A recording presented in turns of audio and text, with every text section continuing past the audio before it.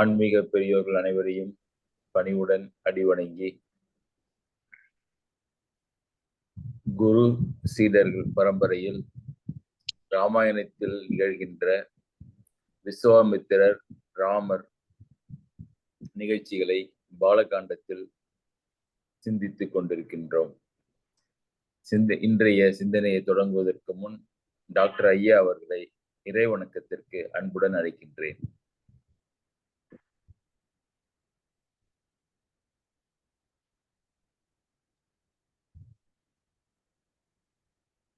நன்றி sir. Today's beginning song for the session is a quite popular kriti, Yaro Ivar Yaro, lyrics by Arunachala Kavirayar, set in Ragam Bhairavi, தாளம் ஆதி 2 கலை. இப்பொழுது நமது செல்வநாயகம் ஐயா அவர்கள் பாலகாண்டத்தில் விஸ்வாமித்திரர், ராமர் மற்றும் லக்ஷ்மணன் மிதிலை ராஜவீதியில் செல்வதை விவரித்துக் கொண்டிருக்கிறார்கள். இந்த பாட்டின் வரிகள் இந்த இடத்துக்கு மிகவும் பொருத்தமாக இருக்கும் என்றுதான் மேடம் சந்திரா அவர்கள் பரிந்துரை செய்துள்ளார்கள். இந்த பாடலை இப்பொழுது பார்ப்போம்.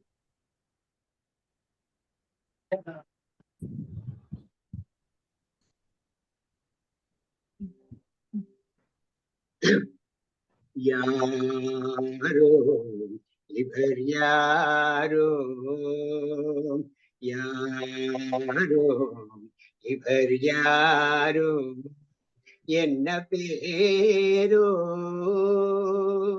யாரோ இவர் யாரோ, என்ன பேரோ, அறியேனே யாரோ இவர் யாரோ, என்ன பேரோ, அறியேனே யாரோ இவர் யாரோ, என்ன பேரோ. கார்வுலாவும் சீர்வுலாவும்,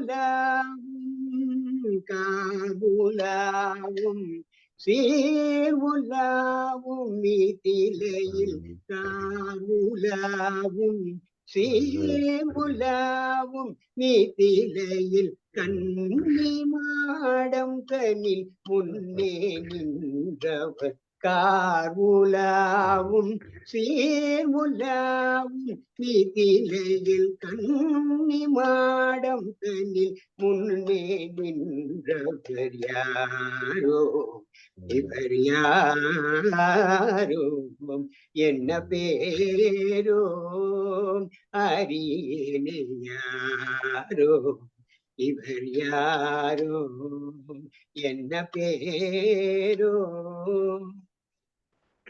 சந்திரபிம்ப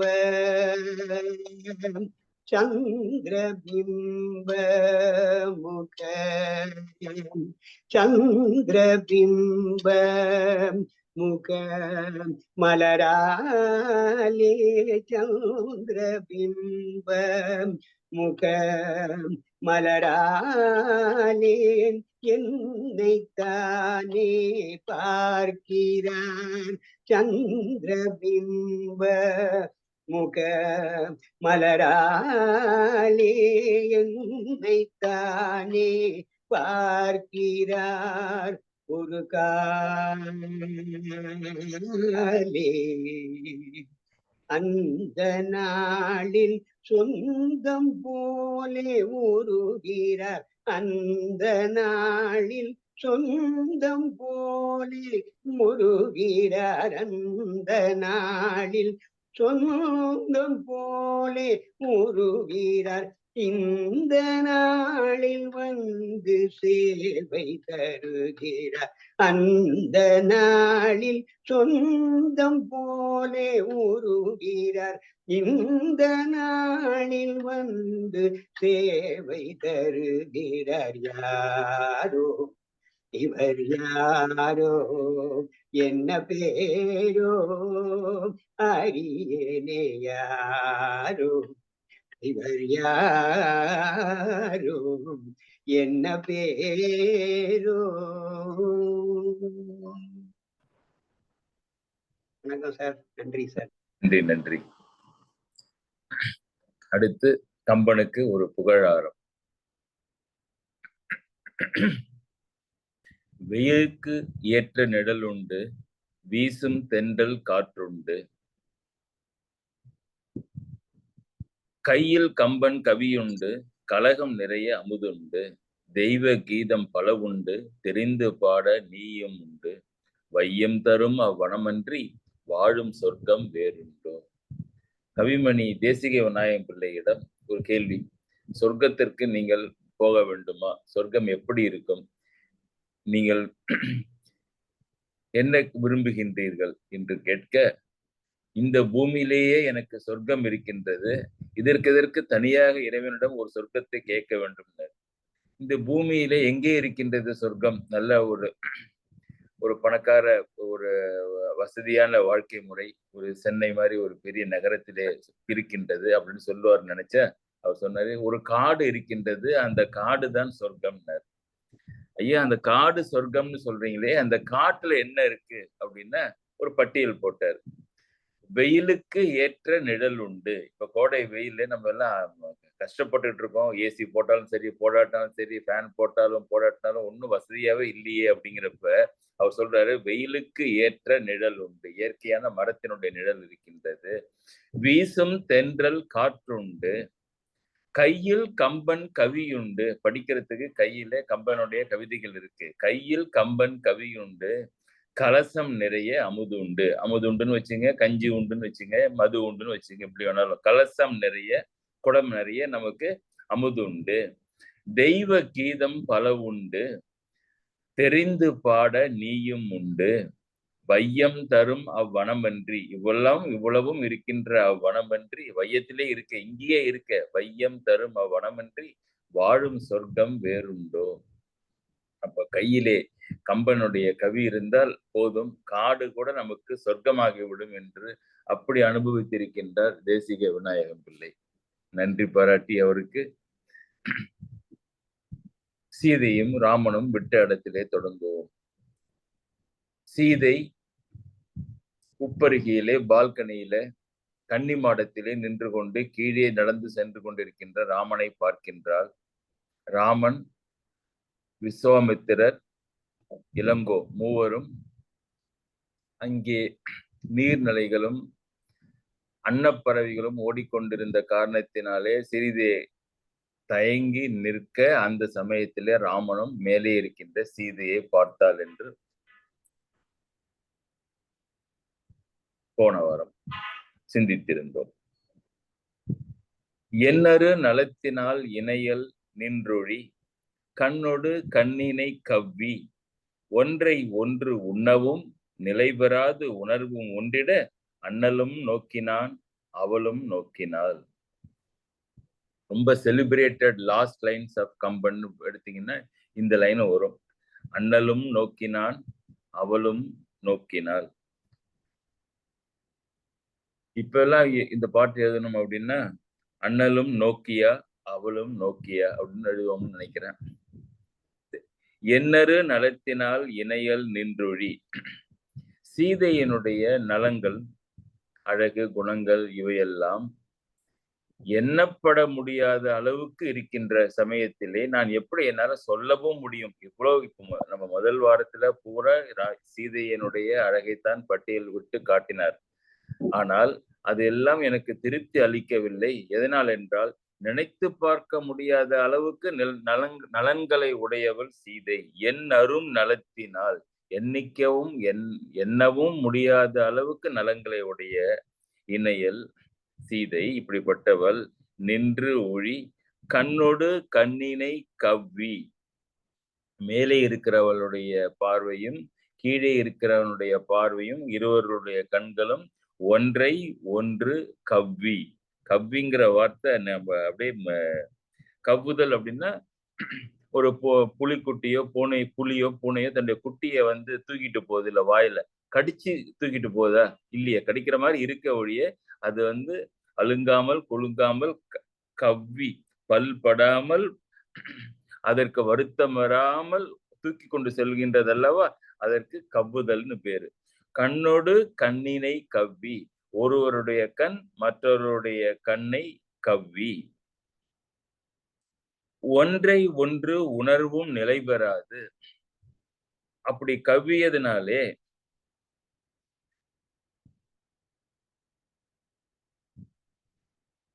உணர்வு ஒன்றிட இருவருடைய உணர்வுகளும் எண்ணங்களும் ஒன்றி போய்விட்டன. உயிர் ஒன்றுன்னு சொல்றோம்ல, உயிர் ஒன்றுனா என்ன? இரண்டு உயிர்கள் ஒன்றாகினா உயிர் இருப்பது உணர்வுகளாலே, அந்த உணர்வுகள் ஒன்றாகி விட்டன. உணர்வும் ஒன்றிட அண்ணலும் நோக்கினான், அவளும் நோக்கினாள். இது அப்படியே சைமல்டேனியஸ்ல ஹேப்பனிங் மாதிரி இருக்கு. ஆனா அவ்வளவு பர்ஃபெக்டா இருக்கிறதுக்கு வாய்ப்பு இருக்குமோ இல்லையான்னு தெரியலையேன்ட்டு கம்பன் என்ன சொன்னாருன்னா, ராமன் கொஞ்சம் முந்திக்கிட்டான், நல்ல வயசு பையங்கிறதுனால அண்ணலும் நோக்கினான், அவன்தான் முதலிலே பார்த்தான், அவளும் நோக்கினாள், அவளும் நோக்கினாள்ல நீ பார்த்தது மாத்திரம் இல்ல நானும் பார்க்கிறேன்னு சொல்லி அவளும் பார்த்தாள். இந்த பாடலினுடைய சிறப்பு என்ன அப்படின்னா, கண்ணோடு கண்ணினை கவ்வி. வள்ளுவர்கிட்ட ஒரு ஒரு ஒரு எக்ஸ்பிரஷன் கடன் வாங்கியிருக்கிறார் கம்பன். குறிப்பறிதல் கூடிய சிறப்பு நான் சொல்லியிருக்கிறேன். குறிப்பறிதல் தான் இரண்டு இரண்டு பாலிலும், பொருட்பாலிலும் சரி இன்பத்து பாலிலும் சரி குறிப்பறிதல் இருக்கும். அதே தலைப்பு ஒரே தலைப்பு இரண்டு பால்களிலே வருகின்ற தலைப்பு. அவ்வளவு முக்கியமானது குறிப்பறித்தல். அதுல 1100வது குறள், கண்ணோடு கண் இணை நோக்கின் வாய் சொற்கள் என்ன பயனும் இல்லை. அன்னைக்கு நம்ம போன வாரம் பார்த்த பாட்டுதான், அது பேசல் வேண்டாம்னு சொன்னாங்கல்ல. கண்ணோடு கண் இணை நோக்கின் வாய் சொற்கள் என்ன பயனும் இல். வாய் சொற்களுக்கு என்ன பயனும்? ஒரு பயனும் கிடையாது. என்ன, whatever is to be said, done and understood, that been accomplished by the eyes themselves. அப்புறம் என்னத்துக்கு வாய் சொற்கள்ல என்ன பயனும் இல்லையே. அதனாலதான் வாய் சொற்கள் என்ன பயனும் இல்லைங்கிறது இன்னொரு பொருள் இருக்கு. வெறும் உதட்டளவிலே பேசப்படுகின்ற வாயிலிருந்து வருகின்ற சொற்களினால என்ன பயன்? உள்ளம் ஒன்றிவிட்ட சமயத்திலே அப்படின்னு ஒரு பொருள் இருக்கின்றது. இதுல கண்ணோடு கண் இணை கவ்வி, அதுல இருக்கிற கண்ணோடு கண் இணை என்ற முதல் 2 சீரை அப்படியே எடுத்து போட்டுட்டார். என்னரு நலத்தினால் இணையல் நின்றொழி கண்ணோடு கண்ணினை. That is a Comban's way of, one poet's way of acknowledging the greatness of another poet. அப்படியே எடுத்து அதை அப்படியே எடுத்து போற்றுதல்னு பேர் இதுக்கு. கண்ணோடு கண் நினை கவ்வி. இன்ஃபேக்ட் இதுல என்ன சொல்றாருன்னா, Kamban is opposite of Valluvar's idea. Valluvar வேற ஒரு பாட்டுல என்ன சொல்றாருன்னா, இந்த கண் ஒரு கண் இன்னொரு கண்ணை பார்க்கிற ஒரு நிகழ்ச்சி இருக்கின்றது அல்லவா, அதுல ஓரக்கண்ணால பார்ப்பதுன்னு ஒண்ணு இருக்கு. காதலர்களுக்கு தெரியும். என்ன அது?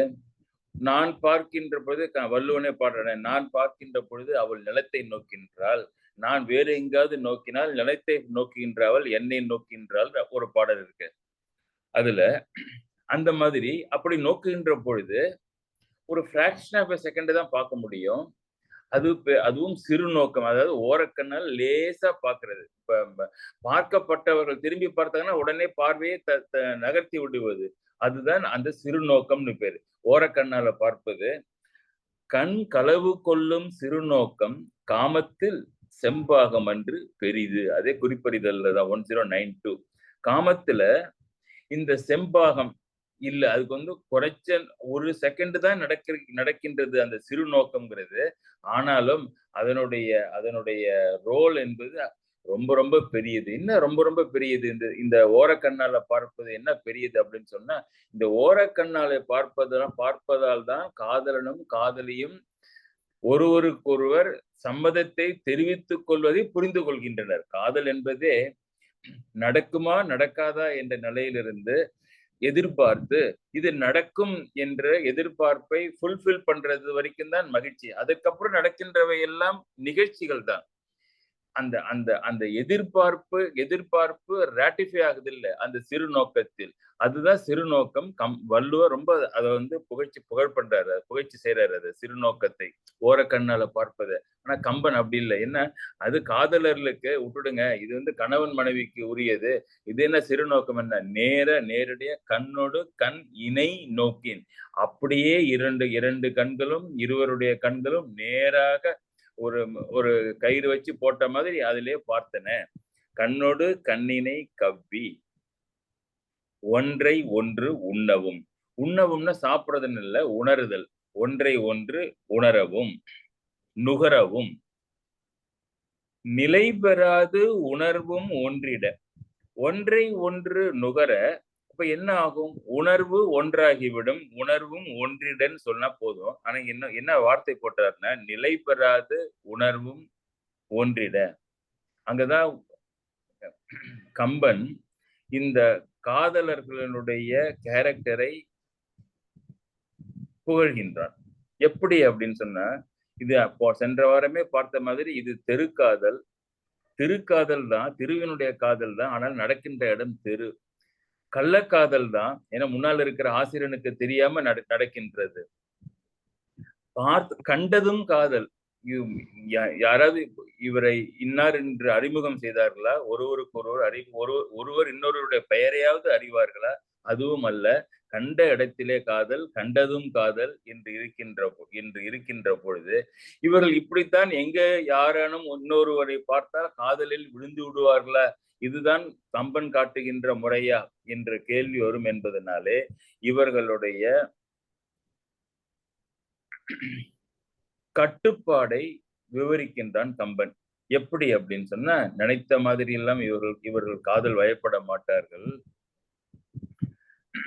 சீதை கன்னித்தன்மை வாய்ந்தவள், தன்னுடைய கற்பை காத்து, பெரிய இளவரசியாக இருந்தாலும் தன்னுடைய கற்பை காத்து வருகின்றாள். பேரழகு உடையவளாக இருந்தாலும் நெஞ்சத்திலே அடக்கத்தை உடையவள். ஆனால் இங்கு நெஞ்சத்தை அடக்கி பார்த்தால், எண்ணத்தை அடக்கி பார்த்தால் முடியவில்லை. எண்ணங்கள் நெஞ்சிலே நிலை பெறவில்லை. நிலை பெறாது உணர்வும் ஒன்றிட. அதே மாதிரி அந்த ராமனும் நெறி வழுவாதவன், வசிஷ்டனுடைய மாணவன், அறிவால் ஆசையை அதட்டி அடக்கி வாழ்கின்றவன். இங்கும் அவனாலும் அப்படி தன்னுடைய அறிவு கொண்டு ஆசையை அதட்டி அடக்கி வைக்க முடியவில்லை. அவனுடைய ஆசையும் நிலை பெறாது கடுங்காதலோடு கட்டுக்கடங்காமல் கை கடந்து போய் ஒன்றை ஒன்று பருக. ஒன்றை ஒன்று உண்ணவும் என்பது ஒத்துக்கொள்கின்றேன். ஆனால் அதற்கு முன்னாலே அவர்களுக்குள்ளே ஒரு பெரும் போராட்டம் நடந்திருக்கின்றது. அந்த பிராக்ஷன் ஆஃப் செகண்ட்ல எத்தனை உணர்ச்சிகள் பாருங்க. இது நியாயமா இல்லையா?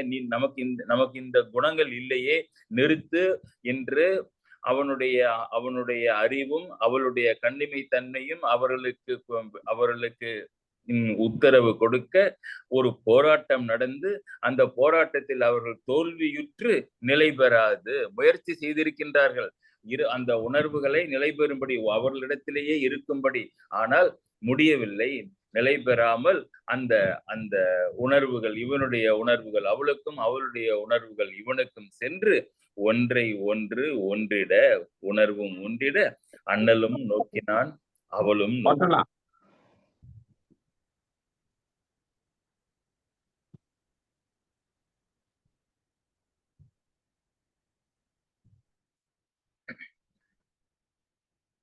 அண்ணலும் நோக்கினான் அவளும் நோக்கினாள்ங்கிறதுல ராமனுக்கு ஒரு முந்திரி கொட்ட வேலை.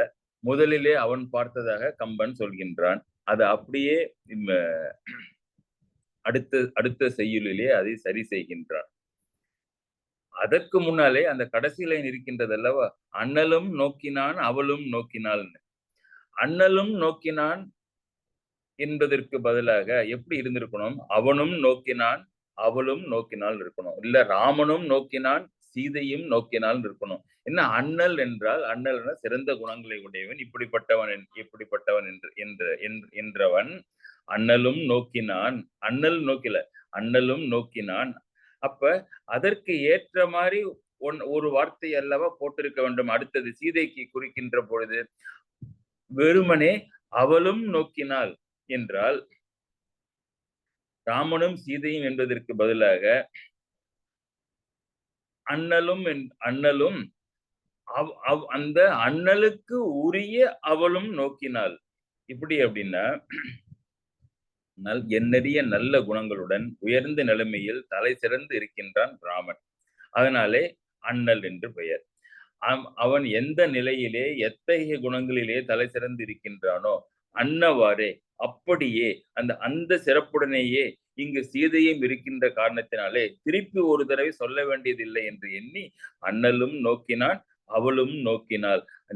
நேரொத்த நிறைகளிலே ஒன்றாக எல்லா விதத்திலும் ஒன்றாக கருதப்படுகின்ற காரணத்தினாலே அவளும் அவனை அண்ணலே மாதிரி இருக்கின்ற அவளும் என்ற ஒரு காரணத்தினாலே அந்த வார்த்தையை போட்டான் என்றால், இன்னொரு பொருள் அண்ணலுக்கு உரியவன் அவள் என்பதனாலே முன்பேயே உரிமைப்பட்டவள் சீதை என்பதனாலே அண்ணலும் நோக்கினான், அவளும் நோக்கினாள். இந்த அவள்ங்கிற வார்த்தையை அடிக்கடி கம்பன் பயன்படுத்துவான். குகட் படலத்துல குகன் ஒரு புல்தறியை சரி பண்ணி ராமனுக்கும் சீதைக்கும் தூங்குவதற்கு இடம் தயார் பண்ணி கொடுக்கின்றான். தூங்குகின்றார்கள். முதல் வரியிலே அந்த தூக்கம் அந்த அவங்க படுத்திருக்கின்ற நிகழ்ச்சி வருகின்றது. அல்லையாண்டு அமைந்த மேனி அழகனும் அவளும் துஞ்ச. அல் என்றால் இருட்டு, அல்லைன்னா இருட்டை ஆண்டன்னா இந்த கருப்பு நிறத்துக்குள்ளார ஒரு போட்டி வந்ததா. ராமனுடைய நிறம் மேனி நிறம் கருமை அதிகமா, இருட்டினுடைய நிறம் கருமை அதிகமான்னு பார்த்தா ராமன் தான் ஜெயிக்கின்றான். இருட்டு தோற்று விட்டான். இருட்டுக்கு அவ்வளவு கருப்பு இல்லையா. அல்லை ஆண்ட அந்த இருட்டையே ஆட்சி செய்கின்ற அமைந்த மேனி ராமனுடைய மேனி அழகனும். 5 வார்த்தை பாருங்க. அல்லை ஆண்டு அமைந்த மேனி அழகனும் அவளும் துஞ்ச. ஏன் அவளுக்கு ஒரு 5 வார்த்தை போட்ட சீதையும் பக்கத்திலே படுத்து தூங்கலான்னு சொல்லலாம் இல்லையே. ஏன் அப்படின்னா அல்லை ஆண்டு அமைந்த மேனி அழகனும் அவனுக்கு எல்லா விதத்திலும் சரியாகவும் அவளுக்கு உரியவளாகவும் இருக்கின்ற அவள் என்று சொன்னால் மீதியெல்லாம் தெரிந்து விடுகின்றது அல்லவா. அதே அவள் தான் இங்கே அண்ணலும் நோக்கினான், அவளும் நோக்கினார்கள்.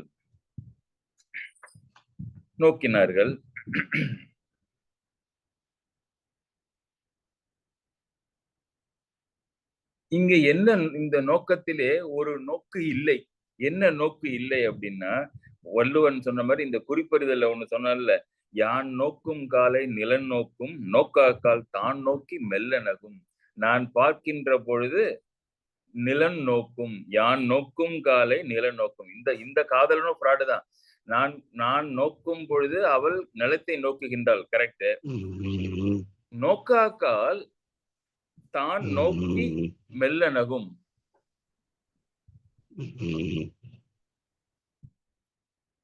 நோக்காக்கால் நான் அப்படி அவளை பார்க்காத சமயத்திலே அவள் என்னை நோக்கி மெல்ல சிரிப்பாள்.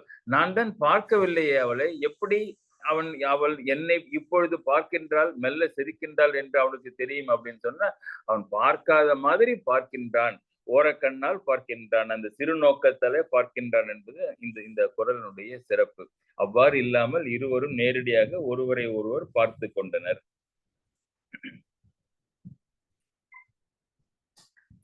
பார்த்ததாலே என்ன விளைந்தது? நோக்கிய நோக்கு எனும் நுதிகொள் வேலினை ஆக்கிய மதுகையான் தோளின் ஆழ்ந்தன. இப்ப முதல் பாடல்ல ஒண்ணு பண்ணார்ல, ராமன் தான் முதல்ல பார்த்தான்னு. கொஞ்சம் பேருக்கு அது மகிழ்ச்சியா இருக்கலாம், கொஞ்சம் பேருக்கு அது வருத்தமா இருக்கலாம். அது அந்தந்த ராமனுடைய ரசிகர்களை பொறுத்து எப்படி எடுத்துக்கிறாங்கிறது அது தெரிஞ்சிருக்கு கம்பனுக்கு. உடனே அடுத்த பாடல்ல என்ன பண்ணான்னா, சீதையினுடைய நோக்கத்தை முதலிலே சொன்னார். என்ன? நோக்கிய நோக்கு எனும் நுதிகொள் வேல் இணை ஆக்கிய மதுகையான் தோளின் ஆழ்ந்தன. தோல்னா ராமனுடைய வீரத்தோள்கள், மலை மாதிரி உயர்ந்திருக்கின்ற வலிமையான தோள்கள். வேல் இணை ஆக்கிய மதுகையான் தோளின் ஆழ்ந்தன. வேல் இணை வேல் மாதிரி கூர்மையான பார்வையை உடைய சீதை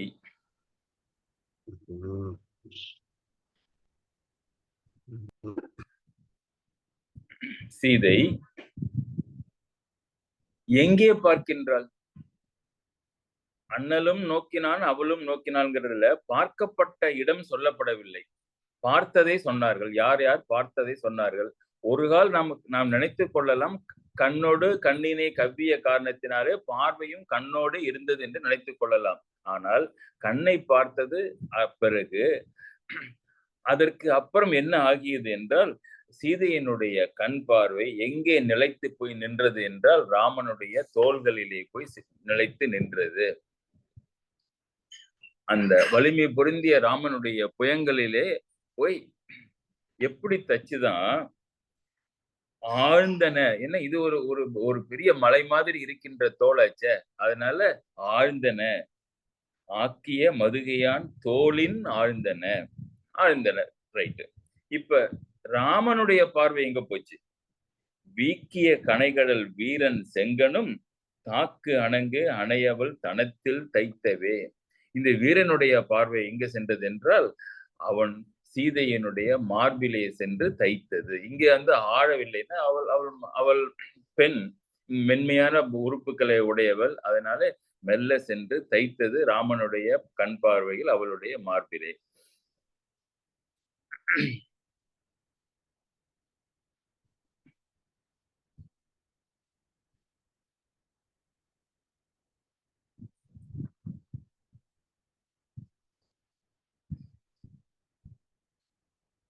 ராமனுடைய தோளும் சீதையனுடைய மார்பும் காதலுக்கு முக்கிய இடங்களாக இவர்களுக்கு தோன்றியிருக்கின்றன.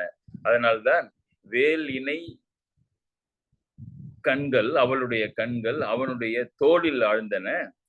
செங்கன், ராமனுடைய தாமரை போன்ற சிவந்த கண்கள் அவளுடைய தனத்தின் தைத்தவே என்று ஒருவருக்கு ஒருவர் பிடித்த இடம் எப்படின்னு உங்களுக்கு கேட்டாங்கன்னா, கொஸ்டின் கேட்டாங்கன்னா நீங்க சொல்லணும். அது யாருக்கு ராமனுக்கு சீதையிடம் எந்த இடம் ரொம்ப பிடிக்கும், ராமனிடம் எந்த இடம் ரொம்ப பிடிக்கும் என்றால் முதலிலே அவர்கள் பார்த்து பிடித்து வைத்துக் கொண்ட இடங்கள் இந்த இரண்டு இடங்கள் தான்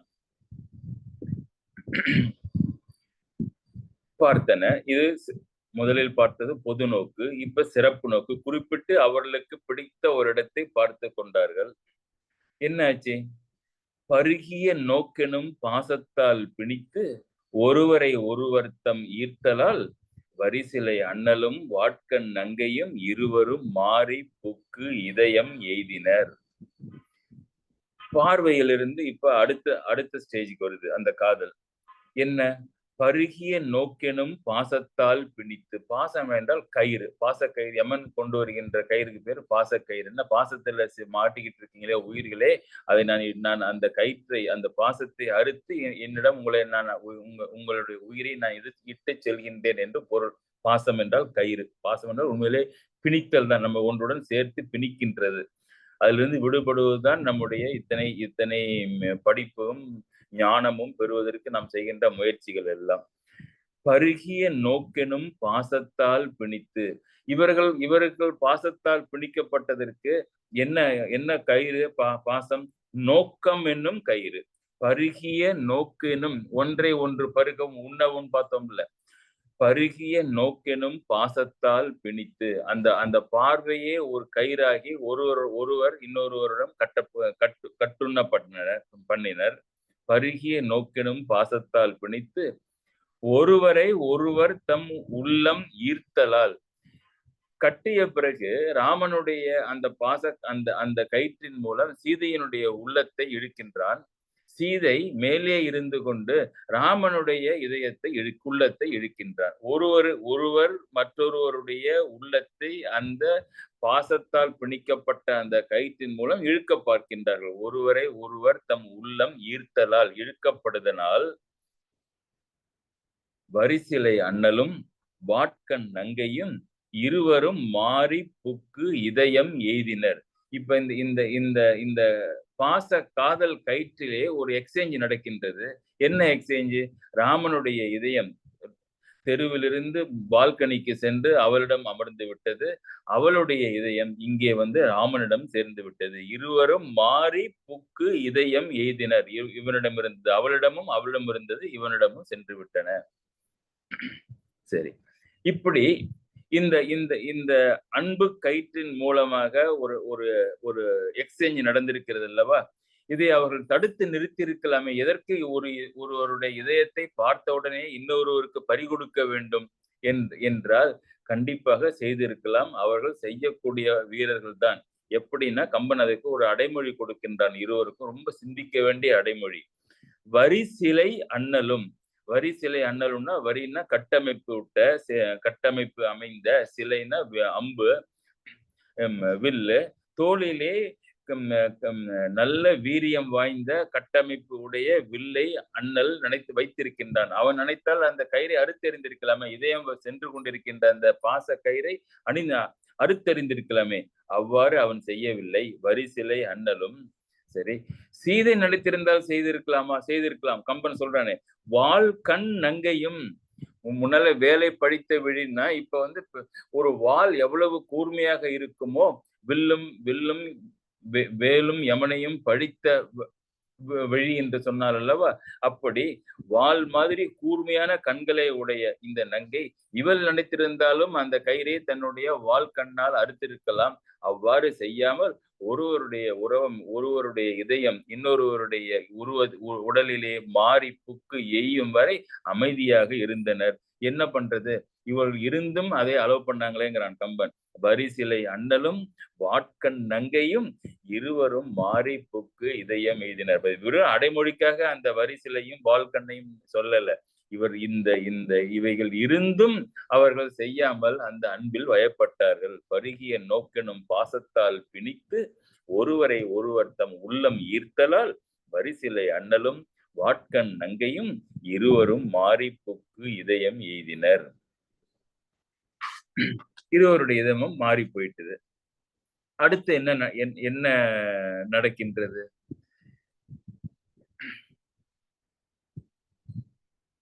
சென்ற வாரம் பார்த்த அந்த விருத்தம் வருகின்றது. மருங்கிலா நங்கையும் வசையில் ஐயனும் ஒருங்கிய 2 உடற்கு 1 ஆயினர். இவருடைய இதயம் மாறிய காரணத்தினாலே உடல் 2ம் தனித்தனியாக இருந்தாலும் இப்பொழுது உயிர் ஒன்றாக ஆகிவிட்டது. யாருடைய உயிர்? மருங்கிலா நங்கையும், இடையில்லாத அந்த நங்கையும், வசையில் ஐயனும், பழியில்லாத அந்த ராமனும் ஒருங்கிய 2 உடற்கு உயிர் 1 ஆயினர். கருங்கடல் பள்ளியில் கலவி நீங்கி போய் பிரிந்தவர் கூடினால் பேசல் வேண்டுமோ? இது அப்படியே வள்ளுவருடைய கருத்து தான். கண் பேசினால் வாய் பேச வேண்டாம் என்பது பார்த்தோம் நம்ம. கண்ணோடு கண்ணினை நோக்கி வாய் சொற்கள் என்ன பயனும் இல்லை. வாய் சொற்களுக்கு என்ன பயனும் இல்லை. அது அப்படி ஏத்துக்கலாம். ஆனா முதல் 2 வரிகளை நாம் சென்ற வாரம் விளக்கமாக நாம் சிந்தித்தோம். மருங்கிலா நங்கையும் வசையில் ஐயனும் ஒருங்கி 2 உடற்கு 1 உயிர் 1 ஆயினர். அடுத்த 2 வரி நீ பார்ப்போம். கருங்கடல் பள்ளியில் கலவி நீங்கி போய். இவர்கள் இங்கு வருவதற்கு முன்னாலே எங்கே இருந்தார்கள்? எங்க இருந்தார்கள்? நீங்க யோசிச்சு சொல்லுங்க பார்க்கலாம். எங்க இருந்தார்கள் இந்த இருவரும் ஒரே இடத்துலதான் இருந்தாங்க. எந்த இடம்? பேரு வேற. பார்க்கடலில் இருந்தார்கள். பார்க்கடலில் பள்ளியில் கலவி நீங்கி போயின்னு எழுத வேண்டிய கம்பன் ஏன் கருங்கடல்னு எழுதினான்? அது என்ன கருங்கடல்? கருங்கடல் இருக்கு, அவனுக்கும் தெரிஞ்சிருக்கும் அப்படி ஒண்ணு இருக்கிறது என்பது. அங்க இல்லையே பெரும்பாலும் மகாலட்சுமியும். பார்க்கடலில் தான் இருக்கிறார்கள். எங்க போச்சு நம்ம ஆளுக்கு? கலர் பிளைண்ட் ஆயிட்டாரா? கருங்கடல் பள்ளியில் கலவி நீங்கி போய் பிரிந்தவர் கூடினால் பேசல் வேண்டுமோ? சரி, எதனால அப்படின்னா, பளிங்கு கற்கள் பார்த்திருப்பீங்கல்ல, மோதிரத்துல நகைகள் எல்லாம் வச்சிருப்பாங்கல்ல பளிங்கு. அந்த பளிங்கு கற்களுடைய சிறப்பு எவ்வளவு இன்டென்சிட்டி இருக்கின்றது என்பதை தெரிந்து கொள்வதற்காக ஒரு க்ரூடு மெத்தட் இருக்கின்றது. ஒரு பாத்திரத்திலே அந்த கல்லை போடுவார்கள். எவ்வளவுக்கு எவ்வளவு அதிகமாக அந்த பாத்திரத்து நீர் நீல கலராகவோ கருப்பு கலராகவோ மாறுகின்றதோ, அந்த வண்ணம் கருமையாகவோ நீளமாகவோ ஆகும். எவ்வளவுக்கு அதிகமாக ஆகின்றதோ அவ்வளவுக்களவு அந்த அந்த பளிங்கினுடைய சிறப்புடையது. ஒரு பெரிய ஒரு நல்ல ஒரு ஹை குவாலிட்டி பளிங்கை எடுத்து போட்டோம் என்றால் அந்த நீர் எல்லாமே அப்படியே நீளமாக கருமையாக ஆகிவிடும். அது பளிங்கினுடைய தன்மை. அந்த மாதிரி அந்த அந்த பார்க்கடலிலே இப்பொழுது எப்பொழுதுமே யார் தங்கி கொண்டிருக்கின்றார்கள்? காராலும் மேனினா என்ன? மேகத்தை ஆட்சி செய்கின்ற கருமை நிறத்தை உடைய மேனியை காராலும் மேனி திருமால் பார்க்கடலிலே துயில் கொள்ளும் பொழுது ஒரு சாதாரண பளிங்கு கல்லையே போட்டாலே நீளமாகி விடுகின்ற நிலையிலே உலகத்தில் இருக்கிற கருமையெல்லாம் வெற்றி பெற்ற நம்முடைய அந்த அந்த கார்வண்ணன் மேகவண்ணன் அங்கே தூங்கி கொண்டிருந்த பொழுது பார்க்கடல் எப்படி வெண்மையாக இருக்கும்? கண்டிப்பாக இருக்க வாய்ப்பில்லை. அவர்கள் அங்கே இருந்தவரை அது கருங்கடலாகத்தான் இருந்திருக்க வேண்டும் என்று யோசித்து அவன் அங்கே இருந்த சமயத்திலே அது கருங்கடல் தான். இங்கே ராம அவதாரத்துக்கு அவன் இங்க வந்த பிறம் என்றால் நீங்கள் சொல்லலாம் பார்க்கடல் வெண்மையாக இருந்தது என்று. இல்லை என்றால் அது கருங்கடல் தான். துயில் கொள்ளும் பொழுது அந்த அந்த அந்த பார்க்கடல் கம்பனுடைய கண்களுக்கு கருங்கடலாக தெரிந்தது. அதில் ஒன்றும் வியப்பு ஒன்றும் கிடையாது. இது ரொம்ப கம்பன் மாத்திரம்தான் இப்படி சிந்தித்தானால் இல்லை, எத்தனையோ கவிஞர்கள் இதை போகிற போக்கிலே சொல்லிக் கொண்டுதான் சென்றிருக்கின்றார்கள். என்ன நமக்கு அதை சிந்திக்காமல் விட்டுவிட்டோம். ஒரு இலக்கியத்திலே பிள்ளைத்தமிழ் என்று ஒரு இலக்கியம் இருக்கின்றது. அவ்வப்பொழுது நாம் சிந்தனை செய்திருக்கின்றோம். திருமலை முருகன் பிள்ளைத்தமிழ்னு ஒரு நூல். திருமலை முருகன் பிள்ளைத்தமிழ் கவிராச பண்டாரத்தையா சுவாமிகள் பாடியது. அதிலே இந்த கஜேந்திரனுக்கு மோட்சம் கொடுத்த நிகழ்ச்சியாக ஒரு பாடல் வருகின்றது. கஜேந்திர மோட்சம் என்ன? ஒரு முதலை இந்த கஜேந்திரன் என்ற யானையின் காலை கவ்வி கொண்டது. ஆதி மூலமே என்னை காப்பாற்று என்று கஜேந்திரன் அந்த யானை கத்துகின்றது. பார்க்கடலில் நோட் பண்ணீங்க, பார்க்கடலில் இருக்கின்ற பெருமாளுடைய காதிலே விழுகின்றது. ஐயோ, ஆபத்தில் யாரோ என்னை அழைக்கின்றார்களே என்று ஏதோ சொக்கட்டான் விளையாடி கொண்டிருந்தார்னு வச்சுங்களேன். அப்படியே தூக்கி போட்டுவிட்டு ஓடி வருகின்றார் அந்த கஜேந்திரனை காப்பதற்காக. ரொம்ப ஒரு ஃபாஸ்ட் பேஸ்ட் நேரேஷன் அந்த நிகழ்ச்சி. தந்தா வளமுன் அழைப்ப அந்த தந்தமுடைய அந்த கஜேந்திரன் அழைக்க மனம் சற்றும் தெரியாது. கேட்ட உடனே மனம் சற்றும் தெரியாது. ஐயோன்னு படபடக்குதான். யாருக்கு? இப்ப உலகத்தையே ஆட்சி செய்கின்ற இந்த பெருமாளுக்கு தரிக்கல. மனம் சற்றும் தெரியாது. எழுந்து குள்ளை தாமம் சரிய உடை சரிய சக்கராயுதத்தை முன்னடத்தி, கையில தானே வச்சிருக்கோம் சக்கராயுதத்தை. சக்கராயுதம் முன்னால ஓடுது, முன்னடத்தி. பின்னால இவர் போறாரு பெருமாள். சக்கராயுதத்தை முன்னடத்தி செந்தாமரை பெண் புவி மடந்தை திகைப்போடு எழுந்து பின்தொடர. என்னத்துக்கு திடீர்னு பெருமாள் இப்படி ஓடுறாருன்னு தெரியாம ஸ்ரீதேவியும் மகாலட்சுமியும் புவி மடந்தையும் திகைப்போடு பின்தொடர சேடன் முதுகும் அவன் மனமும் திருப்பார் கடலும் வெளிரி வைக. இப்ப மிக வேகமாக பெருமாள் அந்த பார்க்கடலிலிருந்து விலகி அந்த கஜேந்திரன் இருக்கும் இடத்திற்கு ஓடிய காரணத்தினாலே இத்தனை நாள் அது கருங்கடலாக இருந்தது. திருப்பால் கடலாக மாறியதான். திருப்பார் கடலும் வெளிரின்னா வெளிரி வெக்க, அப்படியே வெண்மையாக அதனுடைய உண்மையான நிறத்தை அது பெற்றது. திருப்பார் கடலும் வெளிரி வெக்க பைந்தார் கருடன் கடைக்கண் அருள் பார்த்து நேரே பறந்து வர. கடன் மேல போல, இவருக்கு மேல கடன் போயிட்டு இருக்கு. பறந்து வர பைந்தார் கருடன் கடைக்கண் அருள் பார்த்து நேரே பறந்து வர பார கொடிய முதலை வதைப்பட வந்தான். கருடன் மேல ஏரியாக போயிருக்கலாம்ல. கருடன் இவருக்கு என்ன ஆகுமான்னு சொல்லிட்டு மேலே பறந்து கொண்டு இவரை பார்த்து கொண்டு வர போய் கஜேந்திரனை காப்பாற்றினான் பெருமாள் என்ற பாடலிலே. இவன் நீங்கிய பிறகுதான் அந்த பார்க்கடல் வெகி வெளிரி வெண்மையாகியது அப்படின்னு வருது அந்த பிள்ளைத்தமிழ்ல. சோ அதனாலதான் கம்பன் அதை சரியாக கருங்கடல் பள்ளியில் கலவி நீங்கின என்ன? கணவனும் மனைவியாக இருந்த நிலையிலிருந்து நீங்கி பிரிந்தவர் கூடினால் அங்கே பிரிந்து இங்கே மிதிலையிலே இந்த தெருவிலே கூடினால் பேசல் வேண்டுமோ? என்னது இவ்வளவு நேரம் பேசித்தான் இருந்திருக்கிறாங்க, அதனால இப்ப என்ன புதுசா பேசல் வேண்டுமோ? இல்ல இப்படி அவர்கள் இங்கு வந்து கண்டதும் காதல் பண்ணதை பற்றி நாம் பேசல் வேண்டுமோ? அதுவும் கரெக்டா நியாயமா தானே பண்ணிருக்கேங்க. அதுல என்ன உனக்கு எனக்கு என்ன வீண் பேச்சு? பேசல் வேண்டுமோ என்ற அந்த பாடலிலே இன்னொரு வார்த்தையை போட்டிருக்கின்றான் கம்பன். அது என்ன அப்படின்னா, கலவி நீங்கி போய் அப்படின்னு இருக்கு.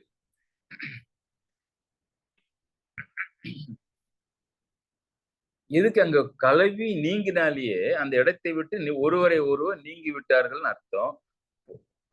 அப்ப மிதிலைக்கு வந்து விட்டார்கள் அர்த்தம். இடையிலே போய் என்ற வார்த்தை எதற்காக கம்பன் போட்டான்? கம்பன் எங்காவது ஒரு எக்ஸ்ட்ரா வார்த்தை போடுவாரா? நினைச்சு பாருங்க. கருவேப்பிலைக்கு கூட நம்ம கொசுறு எக்ஸ்ட்ரா கேட்கலாம். ஆனா கம்பனுடைய பாடல்ல ஒரு கொசுருக்கு ஒரு வார்த்தை ஒண்ணு போட்டு வைங்கன்னா போடுவாரா? போட மாட்டாரு. அப்ப எதனாலே இந்த இந்த போய் என்பதை அங்கு இந்த பாட்டு ரொம்ப மறக்காம தான் எழுதியிருக்காரு. ஏன்னா பார்க்கடலே கருங்கடல்னு அந்த அளவுக்கு யோசிச்சாலு இங்க போய் என்ன எங்க போச்சு அப்படின்னு சொன்னா, கடவுளுடைய கொள்கையிலே 3 தொழில்களை செய்வதற்காக நாம் மூவரை உருவத்திருக்கின்றோம். பிரம்மா, விஷ்ணு, மகேஸ்வரன். பிரம்மா ஆக்கல், விஷ்ணு பெருமாள் காத்தல், ஆக்கியவற்றை காத்தல், பின்பு மகேஸ்வரன் ஒடுக்குதல், ருத்ரன் ஒடுக்குதல், ஒடுக்குதல், அழித்தல் என்று வைத்துக் கொள்ளுங்களேன். முத்தொழில் செய்கின்றவர்கள். கம்பனுடைய கொள்கை என்ன என்றால் இந்த ராமனாக வருகின்றவன் பரமாத்மா, இந்த மூவரும் அவன்தான், இந்த மும்மூர்த்திகளும் அவன்தான், இந்த மும்மூர்த்திகளுக்கு முதலானவனும் அவன்தான் என்பதுதான் இவர்களுடைய கொள்கை. பெரும்பாலும் எல்லா ஞானிகளுடைய கொள்கையும் அப்படித்தான். இதெல்லாம் தொழில், இந்த பெயர்கள் எல்லாம் தொழில்கள் சார்ந்தவை. பரம்பொருள் என்பது இதற்கு மேலானது. அருணகிரிநாதர் அழகா சொல்றாரு. ஒரு முருகப்பெருமானை பத்தி பாடுறப்ப, படைத்து அழித்து அழிக்கும் திருமூர்த்திகள் தம்பிரானே, அவர்களுக்கெல்லாம் தலைவனேங்கிறார். இந்த மும்மூர்த்திகளுக்கும் தலைவனேங்கிறார் முருகனை. அப்ப முருகன் தலைவன், மற்றவர்கள் தலைவர் இல்லைன்னா இல்ல. அந்த இந்த நிலைக்கு அப்பாற்பட்ட தொழில்கள் செய்கின்ற இறைவர்களுக்கு அப்பாற்பட்ட நிலைதான் பரம்பொருள். இந்த ஆக்கல், காத்தல், ஒடுக்கல், இந்த 3 தொழில்களையும் இந்த மூவரும் செய்து கொண்டிருக்கின்றார்கள் என்று பார்த்தோம். அவ்வகையிலே இந்த உலகம் யாவையும் உளவாக்கலும் நிலைப்படுத்தலும் நீக்கலும் விடாமல் செய்து கொண்டிருக்கின்றார்கள் அல்லவா இந்த மூவர்கள். இவற்றிலே இந்த ஆக்குதல் குணம் ஐம்பூதங்களிலே நிலத்திற்கு உரியது. நிலத்திலிருந்தானே ஆக்குதல் நடக்கின்றது. காத்தல் யாருக்கு? நரிஷ்மெண்ட் யாருக்கு இருக்கு? எந்த குணம்? நீருக்கு, வாட்டருக்கு தான் காத்தல். காத்தல் குணம் நீருக்கும், அழித்தல் குணம் ஃபயர், தீயுக்கும் அமைகின்றது. எனவேதான் பிரம்மன் நிலத்தில் இருக்கின்ற மலர்கின்ற மலரில் இருந்து கொண்டும் தன் தொழிலை செய்கின்றான். திருமால் பார்க்கடலாகிய நீரில் இருந்து கொண்டு காத்தல் தொழிலை செய்கின்றான். ருத்ரன் கையிலும் உடம்பிலும் தீயை வைத்துக் கொண்டு ருத்ரமூர்த்தியாக தீயிலிருந்து தன்னுடைய தொழிலை ஆற்றி வருகின்றனர். இந்த ராமாயண கதை எப்படி ஆரம்பிக்கின்றது? திருமாலிடம் வந்து இந்த இந்திராதி தேவர்கள் எல்லோரும், அரக்கர்களும் ராவணனும் எங்களை மிகவும் கொடுமை செய்கின்றார்கள், எங்களுடைய பொருள்களை அபகரிக்கின்றார்கள், எங்களுடைய பெண்களை இழுத்து செல்கின்றனர், எங்களுடைய சொத்துக்களை நாசம் செய்கின்றனர், நீங்கள் தான் எங்களை வந்து ஒரு உரிய அவதாரம் செய்து எங்களை காப்பாற்ற வேண்டும் என்று கேட்க, பெருமாளுக்கு ஒரு பிரச்சனை என்னன்னா, பெருமாள் காத்தல் தொழிலை செய்கின்றவர். இந்த தேவர்கள் எல்லாரும் பெருமாளிடம் வந்து இந்த அரக்கர்களை அழிக்கின்ற தொழிலை செய்யும்படி கேட்கின்றார்களே. சம்மாரமூர்த்தி நானல்லவே, அது சிவபெருமான் தொழிலாயிற்று என்று ஒரு நிமிடம் எண்ணினாலும், ஐயோ நம்மிடம் வந்து கேட்டு விட்டார்கள், சிவபெருமான் என்ன கோச்சிக்கோ போறாரு, இது என்னுடைய டெரிட்டரின்னு என்கிட்ட சண்டைக்கும் வரப்போவதில்லை, கேட்டதை இவர்களுக்கு செய்து கொடுப்போம் என்று அவர்களை வெறுமனே திருப்பி அனுப்ப மனமின்றி பெருமாள் சம்மதித்தார். ராவணவதத்திற்கு சம்மதித்தார். ராவணவதம் நடப்பதற்கு ஒரு காரணம் வேண்டும். அந்த காரணம் தான் சீதை பூமிக்கு வந்தால்தான் அவள் ராவணன் கண்களிலே பட்டு கடத்தப்பட்டு நான் அதற்கு பழி வாங்குவதற்காக ராவணனை மற்ற அரக்கர்களையும் அழிக்க முடியும். அப்ப காரணம், ராம அவதாரத்திற்கு காரணம் சீதையை பார்த்து, நீ முதலிலே சென்று ராம அவதாரத்திற்குரிய காரணத்தை நீ உண்டாக்கு என்று கேட்க, சீதையானவள் மகாலட்சுமி தேவி அங்கிருந்து மறைந்து மிதிலையிலே ஒரு ஜனக மகாராஜா வந்து நிலத்தை ஒழுகின்ற கலப்பையின் மூலம் மண்ணிலிருந்து தோன்றுகின்றாள் சீதை. அப்ப பார்க்கடலில் இருந்து மண்ணிற்கு போய் பின்பு சீதையாக ஜனகாபுரியிலே காத்து கொண்டிருக்கின்றாள். ராம அவதாரத்தினுடைய காரணம் நிறைவேறுவதற்கு. இங்கே ராமனுக்கு என்ன நடக்கின்றது? ராமர் பார்க்கடலை விட்டு நீங்கி, நீரை விட்டு நீங்கி தீயிடை செல்ல வேண்டும் அல்லவா? தீயிடை சென்றால் தானே அந்த அந்த அழித்தல் தொழிலை செய்ய முடியும். அதனாலே தசரதனுக்கு பிள்ளை பேறு இல்லாத காரணத்தினாலே பெரிய யாகங்களை அவன் அங்கே செய்ய, கலைக்கோட்டு முனிவர் மூலம் யாகத்தை செய்ய, அந்த யாகத்திலே வருகின்ற தீயிலே வருகின்ற அந்த அந்த பிரசாதத்திலே, அந்த பாயசம்னு சொல்றாங்கல்ல, அந்த அவிஸ், அதிலே அதிலே அதை அதை அந்த நெருப்பிலே உண்டாக்கியவற்றை அந்த மூவருக்கும் கொடுத்து, முத்தேவியர்களுக்கும் கொடுத்து, அதன் மூலம் பிறக்கின்றான் ராம, இலக்குவர், பரதன், சத்ருகனன். அதனாலே ராமரும் நீரிலிருந்து பிரிந்து சென்று தீயின் மூலம் தீக்கு போய், அங்கே சீதை மண்ணுக்கு போய், இங்கே இவன் தீக்கு போய் அயோத்தியிலே தோன்றி ராமனாக தோன்றி ராம அவதாரத்திற்கு காத்து கொண்டிருக்கின்றான். அதனாலே பிரிந்தவர் வெறுமனே பிரியவில்லை, கருங்கடல் பள்ளியில் கலவி நீங்கி போய் பிரிந்தவர். ஒரு இடத்திலே போய் அங்கு அந்த இடத்தை விட்டுட்டு இவன் ராமன் தீக்கும் சீதை மண்ணுக்கும் போய் இங்கே வந்து மிதிலையிலே கூடினால் அவர்கள் பேசல் வேண்டுமோ என்று கம்பன் அந்த அந்த நிகழ்ச்சியை முடிக்கின்றான். அங்கிருந்து காட்சி மெல்ல நகர்கின்றது. ராமன் அங்கே நிற்க முடியாமல், ஏனென்றால் விஸ்வாமித்திரர் தொடர்ந்து நடந்து சென்று கொண்டிருக்கிற காரணத்தினாலே பின்னாலே ராமன் வர, அதற்கும் பின்னாலே இலக்குவனன் வர, மூவரும் கண்ணில் இருந்து மறைகின்றனர். சுத்தமா மறையில, அப்படியே குறைந்து கொண்டே செல்கின்றனர் அந்த சீதையினுடைய பார்வையிலே. இவர்கள் மூவரும் மாத்திரம்தான் அங்கே சென்றார்களா என்றால் இல்ல, இன்னொரு மூணும் இந்த மூவரை பின்னோக்கி பின்னாலே ஓடிக்கொண்டிருக்கின்றது நான் கம்பன். அது என்ன அப்படின்னா, நெருக்கி உள் புகுந்து அருநிறையும் பெண்மையும் உருக்கி என் உயிரோடு உண்டு போயினான், பொறுப்பு உரள் தோல் புனர் புண்ணியத்தது கருப்பு வில்லென்று அவன் காமன் அல்லனே. அந்த ராமனுடைய முதுகுதான் இப்பொழுது தெரிந்து கொண்டிருக்கின்றது. அந்த முதுகுக்கு பின்னாலே 3 பொருள்கள் போய்கொண்டிருக்கின்றன. என்னன்னா, சீதையனுடைய நிறை, கெடுத்தற்கு அரிய எனது நிறையையும், நெருக்கி உள் புகுந்து அருநிறையையும். நிறை என்றால் மனக்கட்டுப்பாடு, உறுதிப்பாடு என்று சொல்லி வச்சுக்கோ நம்ம. உறுதிப்பாடு, கெடுத்தற்கு அரிய எனது நிறையையும், பெண்மையும். பெண்மைனா பெண்மையுடைய குணங்கள், ஒட்டுமொத்த அவளுடைய குணங்களா இருந்தாலும் பெண்மையிலே இங்கே மிக முக்கியமாக கருதப்படுவது நாணம். அந்த நாணமும் இவளை விட்டு போய்விட்டது. பெண்மையும், குறிப்பாக நாணமும். பின்பு உருக்கி என் உயிரோடும் உண்டு போயினான். 3வது என் உயிர். மொத்தம் 3ஐ அவன் எடுத்துக்கொண்டு அவன் பின்னாலே போய்விட்டான். என்னென்ன என்றால், என்னுடைய மனக்கட்டுப்பாடு, நிறை, நெருக்கி உள் புகுந்து அரு நிறையும். 2வது பெண்மை, நாணம் முதற்கொண்டு என்னுடைய எல்லா பெண்மை குணங்களும். உருக்கி என் உயிரோடும், என் உயிரையும் சேர்த்து கொண்டு உண்டு போயினான், எடுத்துக்கொண்டு போய்விட்டான். பின்னாலே அவங்க 3 பேர் போறாங்க, பின்னால என்னுடைய சாமா 3 போயிட்டு இருக்கு.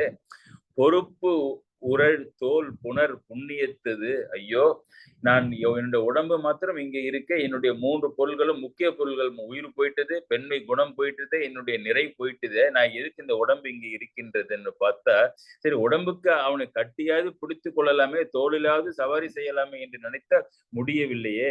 அவனுடைய பொறுப்பு உரள் தோல் புனர் புண்ணியத்தது கருப்பு வில் என்று அவன் காமன் அல்லனே. அவனுடைய தோளிலே பார்த்தால் பெரிய பெரிய வில் ஒன்று இருக்கின்றது அந்த தோளிலே. அவனை அப்படியே இறுக்கி பிடித்து கொண்டு அந்த அந்த வில் இருக்கின்றது. ஐயோ, அந்த தோல், அந்த அந்த வில்லுக்கு வில் செய்த புண்ணியம் கூட நான் செய்யவில்லையே. அந்த வில் தான் செய்த புண்ணியத்தினாலே ராமனுடைய தோல் மேலே அல்லவா அது தவழ்ந்து கொண்டிருக்கின்றது. நான் ஏது புண்ணியமும் செய்யாத காரணத்தினாலே நான் இங்கேயே பால்கனியிலேயே நின்று கொண்டிருக்கின்றனே. அது நான் இப்படி புண்ணியம் இல்லாமல் இருந்து விட்டேனே என்று என்று வருந்துகின்றாள். புண்ணியத்தது கரும்பு வில் அன்று. உத்து பார்க்கின்றேன், அந்த தோளிலே இருக்கின்ற வில்லானது கரும்பு வில் அன்று. கரும்பு வில் யார் வச்சிருப்பாங்க? கரும்பு வில் யார் வச்சிருப்பாங்க? மன்மதன் வைத்திருப்பான். அப்ப என்னுடைய மனதையும் நிறையையும் உயிரையும் இழுத்து கொண்டு சென்றது மன்மதன் அல்ல. ஏனென்றால் அவனுடைய தோளிலே இருக்கின்றது மூங்கில் வில் தான். மூங்கில் வில் என்பதனாலே செல்கின்றவன் காமன் அல்லனே, மன்மதன் அல்ல. அது அவனிடம் இருப்பதும் கரும்பு வில் அல்ல, மூங்கில் வில் தான். நான் எப்பொழுது புண்ணியம் செய்து அந்த வில் இருக்கும் இடத்தை நான் பெறுவேன் என்று அப்படியே சிந்தனையில் இருக்கின்றாள். இப்படி செல்கின்றவன் தேவலோகத்திலே இருக்கின்ற காமன் மன்மதன் அல்லன் என்றால் இவன் யாராக இருக்க முடியும்னு இப்பதான் யோசிக்கிறேன். இதெல்லாம் பார்க்கறதுக்கு முன்னால யோசிக்கணும். அவன் பார்வையிலிருந்து இப்ப மறைந்த பிறகு இப்ப ஒண்ணும் பார்ப்பதற்கு ஒண்ணும் இல்லாத காரணத்தினாலே, அகக்கண்களுக்கு வேலை இல்லாத காரணத்தினாலே மனக்கண் சிந்திக்கின்றது. உரை செய்யன் யோசிச்சு பார்த்தேன்னா, தேவர்தம் உலகு உலான் அலன். இவன் தேவலோகத்திலிருந்து வந்தவன் அல்லன். ஏன்னா இங்கு தெருவிலே நடக்கின்றான், மண்ணிலே நடக்கின்றான். காலடிகள் அவன் மண்ணிலே பதிகின்ற காரணத்தினாலே அவன் மானுடன் தான். தேவர்தம் உலகு உலான், உலகு உலான் அலன். உலகிலே தேவர் உலகத்திலே இருக்கின்றவன் அல்லன். விரை செறி தாமரை இமைக்கும் மெய்மையால். அவனுடைய தாமரை கண்கள் இமைக்கின்றன. தேவர்களாக இருந்தால் கண் இமைக்காதே. தாமரை கண்கள் மாதிரி இருக்கின்ற அவனுடைய கண்கள் இமைக்கும் மெய்மையால், இமைக்கின்ற தன்மை உடையவனாக இருக்கின்றனவே. வரிசிலை தடக்கையன். தடம் என்றால் பெரிய நல்ல கட்டமைத்த வில்லை தன்னுடைய தோள்களிலே வைத்திருக்கின்றானே. வரிசிலை தடக்கையன். மார்பில் நூலினன். மார்பிலே முப்பரி நூல் இருக்கின்றது அல்லவா, அந்த மாதிரி பிரம்மச்சாரியத்துக்குரிய நூலை மார்பிலே அணிந்திருக்கின்றானே. அதனாலே அவன் அரசிலம் குமரனே ஆதல் வேண்டுமே. அதனால இங்க இருக்கிற ஒரு கையிலே வில் இருப்பதனால அவன் அந்தணனாக இருக்க முடியாது. அதனாலே மானிடனாக இருக்கின்றான். அதனாலே பெரிய அரச குமாரனாகத்தான் அவன் இருக்க வேண்டும் என்று ஒரு முடிவுக்கு வருகின்றாள். தொடர்ந்து அவனையே சிந்திக்கின்றாள்.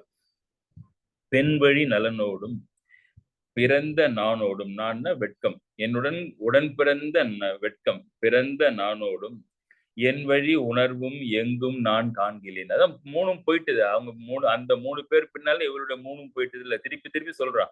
பெண் வழி நலனோடும். இப்பொழுது என்னுடைய உள்ளம், பெண்மைக்குரிய குணங்கள் எல்லாம் அவன் பின்னே சென்று விட்ட காரணத்தினாலே நான் இப்பொழுது என்னுடைய நலத்தை எல்லாம் இழந்து காம நோயினால் பீடிக்கப்பட்டு உடல் நலம் இல்லாமல் இருக்கின்றேனே. பெண் வழி நலனோடும். போனதெல்லாம் என்னன்னா பெண் வழி நலனோடும் பிறந்த நானோடும், பெண்மையினுடைய சிறந்த குணமாகிய நாணத்தோடும் பிறந்த நானோடும் என் வழி உணர்வும் எங்கும் நான் காண்கிறேன். நான் செல்ல வேண்டிய வழிகளை காட்டுகின்ற என்னுடைய உணர்ச்சிகள் எல்லாமே எங்கும் நான் காண்கிறேன். எங்கேயுமே பார்க்கல. நான் எல்லாம் அவன் கண்ணுக்கு அவன் பின்னாலேயே சென்று என் கண்களை விட்டு மறைந்து விட்டனவே. மண்வழி நடந்து அடி வருந்த போனவன் கண்வழி நுழையும் ஓர் கல்வனே கொலாம். ஒரு ஹியூமர் பாருங்க, கம்பனுடைய ஹியூமரு. மண்வழி நடந்து அடி வருந்த போனவன், இந்த மண்ணிலே நடந்து அடி வருந்த போனவன், அவனுடைய கால்கள் எல்லாம் ஐயோ இப்படி நடந்து செல்கின்றானே என்று வருந்தும்படி போகின்றான். அடி வருந்த அவனுடைய கால்கள் வருந்த போனவன் யார் அப்படின்னா, கண்வழி நுழையும் ஓர் கல்வனே கொலாம். அவன் ஒரு கல்வன் தான். சரி, கல்வன் எல்லாம் காதலர்கள் சொல்றதான் என்னன்னா, என்னுடைய மனதை அவன் பறித்து கொண்டான், அதனால அவன் கல்வன். என்னுடைய தூக்கத்தை அவன் பறித்து கொண்டான், அதனால அவன் கல்வன் சொல்றாங்க. இவன் என்ன சொல்ற, கண்வழி நுழையும் ஓர் கல்வனே கொலாம். என்னுடைய பெண்மை குணம், நாணம், நிறை எல்லாவற்றையும் என்னையும் மீறி எனக்கும் தெரியாமல் எனக்கும் ஒரு முன்னெச்சரிக்கை கொடுக்காமல் என்னுடைய உயிரையும் சேர்த்து இவன் எடுத்துக்கொண்டு சென்று விட்ட காரணத்தினாலே தெரியாமல் எடுக்கிறதான திருட்டு. அதனால இவன் தெரியாமல் என்னுடைய நலத்தையும் நிறையையும் நான் என் வெட்கத்தையும் பெண் குணங்களையும் எடுத்துக்கொண்டு சென்று விட்ட காரணத்தினாலே இவன் ஒரு பெரிய கைதேர்ந்த கல்வனோ, இப்படி செய்கின்றானே, என்னிடம் இருந்த பொருள்களை எல்லாம் அபகரிக்கின்ற காரணத்தினாலே கல்வனோ. அது ஓகே, அது நார்மல். அது என்ன? கண்வழி நுழையும் ஓர் கல்வனே கொலாம். கண்வழி நுழையும் ஓர் கல்வனே கொலாம்னா கண்வழின்னு என்ன? அங்க முன்னாலே நம்ம பார்த்தோம், ஒருவருடைய கண்ணை இன்னொருவர் கவ்வ. அந்த பார்வையிலே ஒரு அன்பு கயிறு தோன்று அதிலே இதயம் மாறி புகுந்ததுன்னு சொன்னோம்ல. இவன் எப்படி இவருடைய இதயத்திற்குள்ளே வந்தான்? கண் வழி வந்தான். கண்ணுக்கு என்ன வேலை அப்படின்னா, நம்முடைய பொருள்களை நம்மை விட்டு நீங்காமல் பத்திரமாக ஜாக்கிரதையாக பார்த்து கொள்வதுதான் கண்கள். ஒரு நிமிஷம் என் கண்ணை கட்டிட்டுது, நான் அப்படியே என்னை பிக் பாக்கெட்டுக்காரன் என்னை தூக்கிட்டு என்னுடைய பொருளை அபகரித்து கொண்டு போய்விட்டான்னு சொல்றப்ப நம்ம என்ன சொல்றோம்? கண் தன்னுடைய செயலை இழந்த அந்த ஒரு நிமிடத்திலே நான் என்னுடைய பொருளை இழந்து விட்டேன்னு சொல்றோம் இல்லையா? ஒரு நிமிஷம் நான் தூங்கிட்டேன், கண்ணை மூடிட்டேன், அப்படியே நான் இழந்து விட்டேன் அப்படிங்கிறோம். அப்ப கண் தான் அந்த வேலையை, காக்கின்ற வேலையை நமக்கு செய்து கொண்டிருக்கின்றது. இவன் என்ன பண்றான்? யார் வாட்ச்மேனோ, யாரு செக்யூரிட்டியோ, யாரு பொருள்களை இழக்காமல் காப்பாற்றுவதற்காக ஒருவன் வைத்திருக்கின்றானோ அந்த கண் வழியே சென்று இவன் களவாடுகின்றானா. கண் வழி நுழையும் ஓர் கல்வன கொலாம். மற்றவர்கள் மாதிரி கிடையாது, கண்ணை கட்டிட்டு நான் உங்ககிட்ட சாமான தூக்கிவிடன்னு கிடையாது. இவன் தைரியமா அந்த கண் வழியாகவே உள்ளே புகுந்து என்னுடைய நிறைவையும் என்னுடைய உறுதிப்பாட்டையும் மானத்தையும் நாணத்தையும் பெண்மையும் உயிரையும் இவன் களவாடி கொண்டு சென்று விட்டான். அது மாத்திரம் இல்ல, கண் வழியிலே உள்ளே நுழைந்தவன் அங்கேயே தங்கியும் விட்டான். அதனாலே இரண்டு வழியிலையும் இவன் என்னுடைய இடத்தையும் ஆக்கிரமித்துக் கொண்டான், இடத்தில் இருந்த பொருளையும் தனியாக ஆக்கிரமித்துக் கொண்டானே. இவன் கண் வழியிலே சென்று களவாடிய பெரும் கல்வனோ என்று இரு விதங்களிலும் இவன் கல்வனே என்று ஆதங்கப்படுகின்றாள் சீதை. இது எங்கேருந்து எடுத்தார் அப்படின்னா,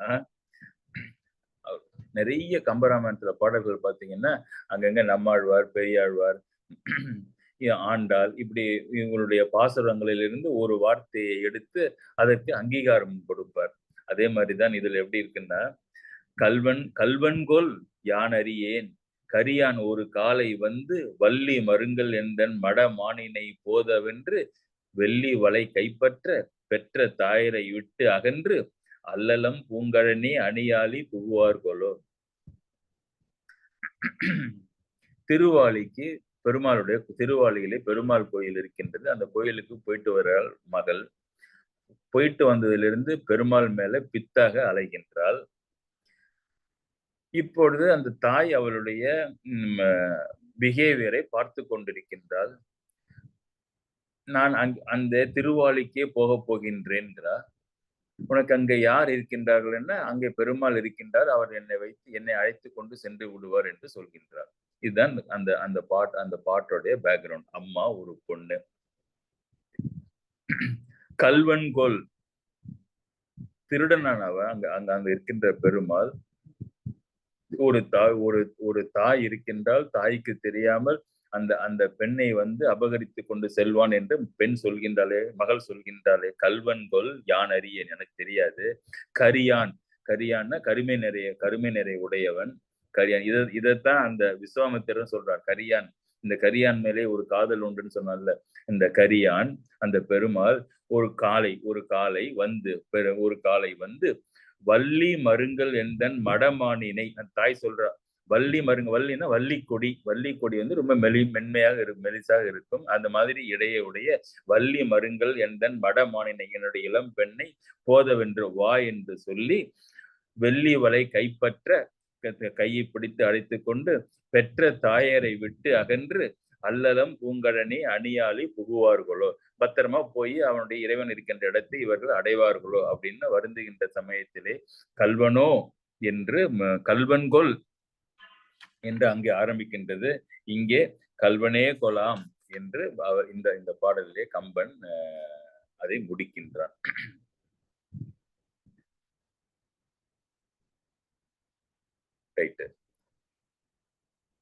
இப்ப இன்னும் தன் கண்களிலே அந்த ராமனை பார்த்தது அப்படியே ஒரு புகைப்படம் மாதிரி நின்று கொண்டிருக்கின்றது.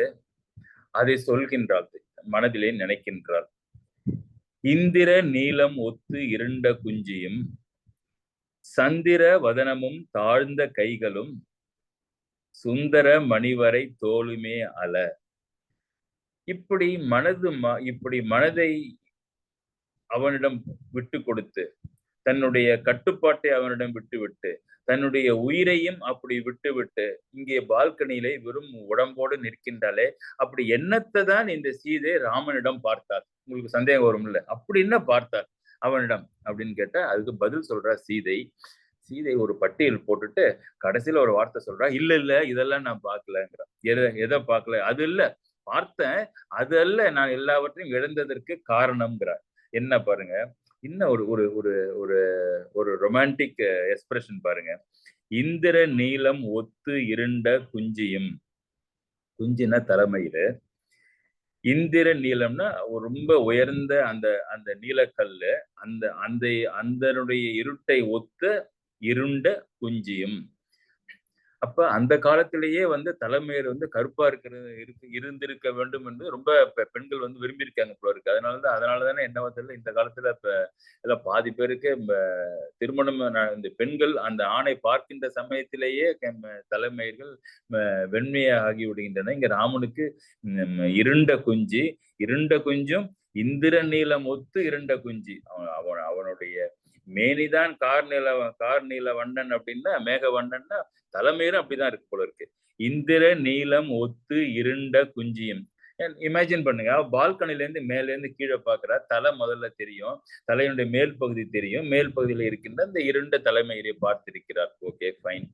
இந்திர நீலம் ஒத்து இருண்ட குஞ்சியும் சந்திர வதனமும், வதனம்னா முகம், சந்திரம்னா அப்படியே குளுமையான பிரகாசமான அவனுடைய அந்த முகமும், சந்திர வதனமும் தாழ்ந்த கைகளும். ஒரு ஒரு ஆணுடைய உருவ இலக்கணத்திற்கு முக்கியமானது நீண்ட கைகளாக இருக்க வேண்டும். பெரிய தோள்கள், நீண்ட கைகள். அதனாலே தாழ்ந்த கைகள்னா அப்படியே தர வரைக்கும், முட்டி முழங்கால் வரைக்கும் நீண்டு செல்கின்ற அவனுடைய கைகள். சந்திர வதனமும் தாழ்ந்த கைகளும் சுந்தர மணிவரை தோளுமே அல. சுந்தரம்னா அழகிய, மணி வரைன்னா மாறும் மலை, ஒரு வைர மாதிரி ஒரு வலிமையான மலை மாதிரி திரண்ட அந்த அழகிய தோள்கள். சுந்தர மணி வரை தோளுமே அல. இவையெல்லாம் இல்லைன்ட்டான். காரணம், இவையெல்லாம் பார்த்துட்டு நான் என்னுடைய கட்டுப்பாட்டையும் உயிரையும் நாணத்தையும் பெண்மை குணத்தையும் இழந்தேன்னு சொல்ல. அப்ப என்னடி நீ எதரை பார்த்த நீ அப்படின்னு தோழிகள்லாம் கேட்கிறாங்க சீதைய. அதுவா சொல்றேன், முந்தி என் உயிரை அம்முறுவல் உண்டதே. சபாஷ், ரொம்ப ரொம்ப சூப்பர். முந்தி என் உயிரை அம்முறுவல் உண்டதே. இதெல்லாம் பார்ப்பதற்கு முன்னாலே அவன் என்ன பண்ணிருக்கிறான், இது ரொம்ப முக்கியமான ஒரு கம்பன் என்ன டெலிகேட்டா காதல டீல் பண்றான் பாருங்க. அவளும் நோக்கினான், அவளும் நோக்கினான். அதுல சம்மதம் எங்கே தெரிந்தது? இல்லையே. தவறுதலா கூட நாம் ஒன்றை பார்க்கின்றோம், அவர்கள் நம்மை பார்க்கின்றார்கள். பார்த்ததிலேயே நம்ம கோட்டை கட்டி திருமணம் பண்ணி குழந்தை பெற்று வாழ்க்கை நடத்திடக்கூடாது. ஒரு கன்சென்ட்டுக்கு ஒரு கம்யூனிகேஷன் வேணும்ல. வெறும் பார்வையிலே அது எப்படி இருந்திருக்க முடியும்? இல்லையே. ஆனாலும் அடுத்த பாடலே கம்பன் என்ன சொல்லிவிட்டான்? பாச கயிறு ஒன்று உண்டாகின்றது, அதிலே இதயம் மாறி புக்குகின்றது, உணர்வு ஒன்றாகின்றது, உயிர் ஒன்றாகின்றது, எல்லாவற்றையும் அபகரித்துக் கொண்டு அவன் சென்று விட்டான் என்று ராமனுக்கு உரிமை கொடுக்கின்ற பொழுது, how did they know each other? There is a consent from the other side. வெறும் பார்வை தானே. அவளும் நோக்கினான், அவனும் நோக்கினான்னு. அங்கே விவரம் சொல்லாமல் கம்பனுக்கு இது ஒரு அழகு என்ன அப்படின்னா, ஒரு நிகழ்ச்சியில ஒரு முக்கியமான ஒரு பாயிண்ட விட்டுடுவான், வேணும்னே விட்டுட்டு அதுக்கப்புறம் எங்கேயோ ஒரு இடத்துல அப்ப சொன்னல ஒண்ணு சொல்லாம விட்டான்ல, அதுக்கு ஒரு கொடுக்குற பாருங்க எக்ஸ்பிளனேஷன் ஒண்ணு அங்க வைப்பான், ஒரு முற்றுப்புள்ளி அதுக்கு அந்த நிகழ்ச்சிக்கு. இங்க என்ன வச்சான்? முந்தி என் உயிரை அம்முறுவல் உண்டதே. முறுவல் என்றால் அட்டகாசமான ராவணன் மாதிரி சிரிப்பல்ல, லேசா ஒரு உதடு ஓரத்திலே முழுசாவும் உதடுகளை திறக்காமல் ஏதாவது ஒரு ஓரத்திலே கடை ஓரத்திலே அந்த ஒரு உதடை லேசாக வளைத்து ஒரு ஒரு சப்தம் இல்லாமல் கண்களினுடைய ஒத்துழைப்பு எதுவும் இல்லாமல் நினைச்சு பாருங்க. அந்த உதடு மாத்திரம் ஒரு ஒரு ஒரு மகிழ்ச்சியை சொல்வதற்கு முருவளித்தது என்றால் அது எவ்வளவு மென்மையாக இருந்திருக்க வேண்டும். முந்தி என் உயிரை அம்முறுவல் உண்டதே. இப்ப இன்னொன்னு தெரியுது நமக்கு என்னன்னா, காதலர்களுடைய கண்கள் தான் பேச வேண்டும் என்று இல்லை. என்ன இந்த ரோமியோ ஜூலியட்லாம் பார்த்தீங்கன்னா சிறப்பா இருக்கும். இந்த ஐஸ் கண்டக்ட் த டிஸ்கோர்ஸ்ம்பா ஷேக்ஸ்பியர். ஆனா பார்வை ஒரு உரையாடலை நிகழ்த்த ஆரம்பித்தது. And I will reply for that, my eyes will reply for that, என் கண்ணே அதற்கு ரிப்ளை கொடுக்கும் அப்படின்னு போகும் டைலாக். அந்த மாதிரி இல்லாமல் கண்கள் தான் காதலை வெளிப்படுத்துகின்றது என்றால் இங்கே கம்பன் சொல்கின்றான், எனக்கு கண்கள் கூட தேவையில்லை என்னுடைய காதலர்களுக்கு. அந்த அந்த உதடு இருக்கின்றதோ அது ஒரு ஓரத்திலே இருக்கின்ற மெல்லிய அது it is escaping, they are trying to control, it escapes. ஒரு முந்தி என் உயிரை அம்முறுவல் உண்டதே. அந்த சிரிப்பை பார்த்தேன். அந்த சிரிப்பை பார்த்த உடனேயே நான் உயிரை விட்டு விட்டேன். எடுத்துட்டு போட்டேன் என் உயிரை. இவனுக்கு தான் அந்த அந்த அந்த என்னுடைய உயிரும் என்னுடைய பெண்மையும் உரியது என்று நான் விட்டு விட்டேன். அதனால முந்தி என் உயிரை, என்னுடைய உயிரை, சீதையனுடைய உயிரை அம்முறுவல் உண்டதே. அவனுடைய முறுவல் உண்டு விட்டது. நான் ஒன்றும் செல்லாமல் அதிலே நான் உண்ணப்பட்டு விட்டேன் என்று அந்த அந்த முறுவல், அந்த முறுவல், இந்த முறுவலை எங்கிருந்து எடுத்தான் அப்படின்னு சொன்னா நம்மாழ்வாருடைய திருவாய்மொழியில அப்படியே இருக்கின்றது. இது எது என்ன ஆச்சரியம் பாருங்க. இந்த பாட்டனுடைய இது இந்த இந்த இதுல என்ன நடக்குது?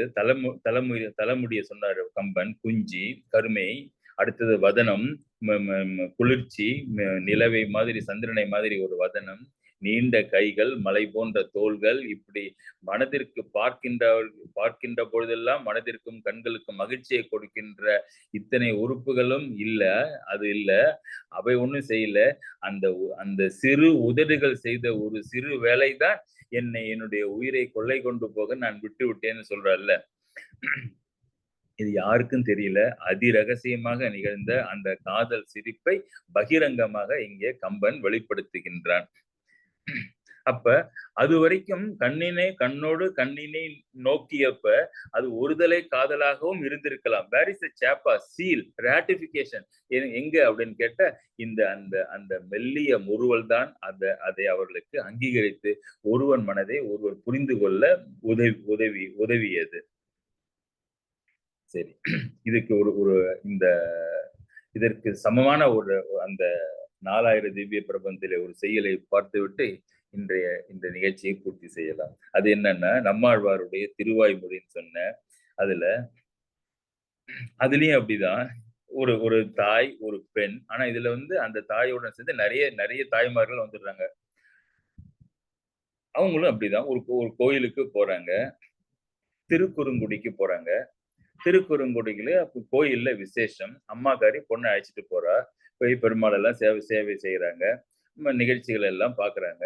நைட்டு வந்துடுறாங்க. வந்ததிலிருந்து பித்து பிடிச்ச மாதிரி இருக்கிறாள் அந்த பெண். தனக்குள்ளே பேசிக்கொண்டால், தானாகவே சிரிக்கின்றாள். அடுத்த 2-3 நாட்களுக்கே சாப்பிடுறோமா இல்லையான்னு தெரியல. எல்லா நிகழ்ச்சிகளையும் மறந்து அப்படியே ஒரு பிரமையிலே இருக்கின்றாள்.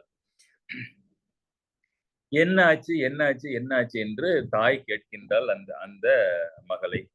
அது மாத்திரமல்ல, நான் இப்படி திருக்குறுங்குடிக்கு போய்விட்டு வந்தேன், என் மகள் பித்து பிடித்த மாதிரி இருக்கின்றாள் என்று அண்டை வீட்டுல, பக்கத்து வீட்டுல எல்லா பெண்களிடம் சொல்ல அவர்களும் வந்து விட்டார்கள். அவர்களும் என்னாச்சு என்று கேட்கின்றார்கள். இவள் அழுத்து போயிட்டாவ. இன்னும் எத்தனை தடவை என்னை நீங்கள் கேட்கின்றீர்கள் என்று சொல்லி கொஞ்சமா சொல்ல ஆரம்பிக்கிறா உண்மையை. என்ன சொன்ன, எங்கனையோ அன்னை மீர்கால் என்னை முனிவது நீர். முனிவதுன்னா கோவப்படுவது. என் மேல ஏன் கோபமா இருக்கீங்க? என்னை முனிவது நீர். நீங்கள் எல்லாம் ஏன் என் மேல கோவப்படுகின்றீர்கள்? என்ன கேட்டா, எங்கனையோ அன்னை மீர்கால். அந்த காலத்துல தமிழனுடைய கலாச்சாரம் பாருங்க. இந்த காலத்துல ஒரு வீட்டுக்கு அம்மா கூட ஒருத்தவங்க வந்தாங்கன்னா நம்ம உடனே ஆண்டிங்கிறான், பையன் ஆண்டிங்கிறான். அங்க பாருங்க, அம்மா கூட ஒருத்தவங்க வந்தா அவளும் அன்னை தான். அப்பா கூட ஒருத்தர் வந்தாருன்னா அவரும் அப்பா தான். இங்க உடனே இங்க அங்கிள், இங்க ஆண்டின்னு உறவையே மாத்தி போட்டுடுறாங்க. அங்க அது மாதிரி அல்ல. அங்க தந்தையுடன் ஒத்த வருகின்றவர்கள் எல்லோரும் தந்தை தான். சிறிய தந்தை, பெரிய தந்தை, அன்னையும் சிற்றன்னை, பெரிய அன்னை.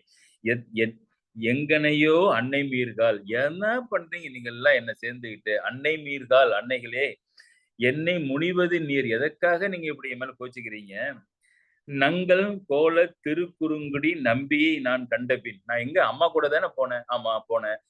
எங்க என்ன ஊருக்கு போனேன்? திருக்குறுங்குடிக்கு தான் போனேன். திருக்குறுங்குடியில என்ன பார்த்தேன்? நம்பியை, பெருமாளை தான் பார்த்தேன். நங்கள் கோல திருக்குறுங்குடி நம்பியை நான் கண்டபின் சங்கினோடும். அந்த அந்த பெருமாளுடைய கையில சங்கு இருந்தது. அப்பா என்ன அழகு! ஐயோ! சங்கினோடும் நேமியோடும். நேமினா சக்கரம். என்ன வீரம்! அந்த அந்த சக்கரம், அந்த நேமியோடும் சங்கோடும் சக்கரத்தோடும் தாமரை கண்களோடும். இந்த சங்கையும் சர்க்கரையும் சொன்னப்ப இந்த அம்மாக்காரிங்க எல்லாத்தையும் ரொம்ப மகிழ்ச்சியா இருந்தாங்க. இப்ப கொஞ்சம் அவங்களுக்கு கொஞ்சம் மனசு படப்படுத்துது. என்ன அர்த்த வார்த்தை சொன்ன அப்படின்னா, தாமரை கண்கள். முகத்தை பார்த்திருக்கிற அந்த பொண்ணு அப்படியே அதுல தாமரை மாதிரி நீண்ட அழகிய அந்த கண்களை பார்த்துட்டு தன்னை மறந்து இருக்கின்றார். சரி, வயசு பொண்ணு தாமரை கண்களே பார்த்துட்டா பரவாயில்ல அப்படின்னு இவங்க நினைச்சா, அங்க இல்ல. அது மாத்திரம் இல்ல பாயிண்ட். நம்ம சீதையை சொன்னார்ல, அந்த இந்திர நீல மொத்த இருண்ட குஞ்சி, சந்திர வதனம், தாழ்ந்த கைகள், சுந்தர மணிவரை தோளுமே அல்ல. அது அல்ல, வேற ஒண்ணுதானே என்னுடைய உயிரை உண்டது. முந்தி என் உயிரை அம்முறுவல் உண்டதேன்னு அந்த கடைசி சஸ்பென்ஸ் இங்கேயும் அதே வரியில கடைசிய சஸ்பென்ஸ் வச்சு இதெல்லாம் இல்ல. நான் பார்த்தேன், கரெக்ட் தான். சங்கினோடு நேமியோடும் தாமரை கண்களோடும் பார்த்தேன். ஆனா இன்னும் அப்படியே லைஸா நழுவ விட்டா. கொஞ்சம் கான்பிடன்ஸ் வந்துருச்சு. என்ன அம்மாக்காரி நிறைய பேர் இருக்காங்க, 3 சொல்லிட்டோம், கடைசியும் சொல்ல வேண்டியதானே அப்படின்னு. செங்கனிவாய் ஒன்றினோடும் செல்கின்றது என் நெஞ்சமே. அந்த அந்த வாய் இருக்க, செங்கனிவாய், அதுல அப்படியே அவன் அந்த அந்த அந்த பெருமாளுடைய வாய், கனி வாய், இனிமையான இன்பமான அந்த வாய், இந்த உதடுகள்ல லேசா ஒரு பூ அந்த வாயில கொஞ்சம் விலகி ஒரு உதடும் இன்னொரு உதடும் உலகி அந்த ஒரு முறுவல் மாதிரி இருக்கின்றது. அதனோடும் சென்று விட்டது என்னுடைய நெஞ்சமே. செங்கனிவாய் ஒன்றினோடும் செல்கின்றது என் நெஞ்சமே. இப்ப இந்த நெஞ்சம் என்னிடம் இல்ல. அது வரைக்கும் I was having control. I had நிறை என்னிடம் தான் இருந்தது, பெண்மை என்னிடம் தான் இருந்தது.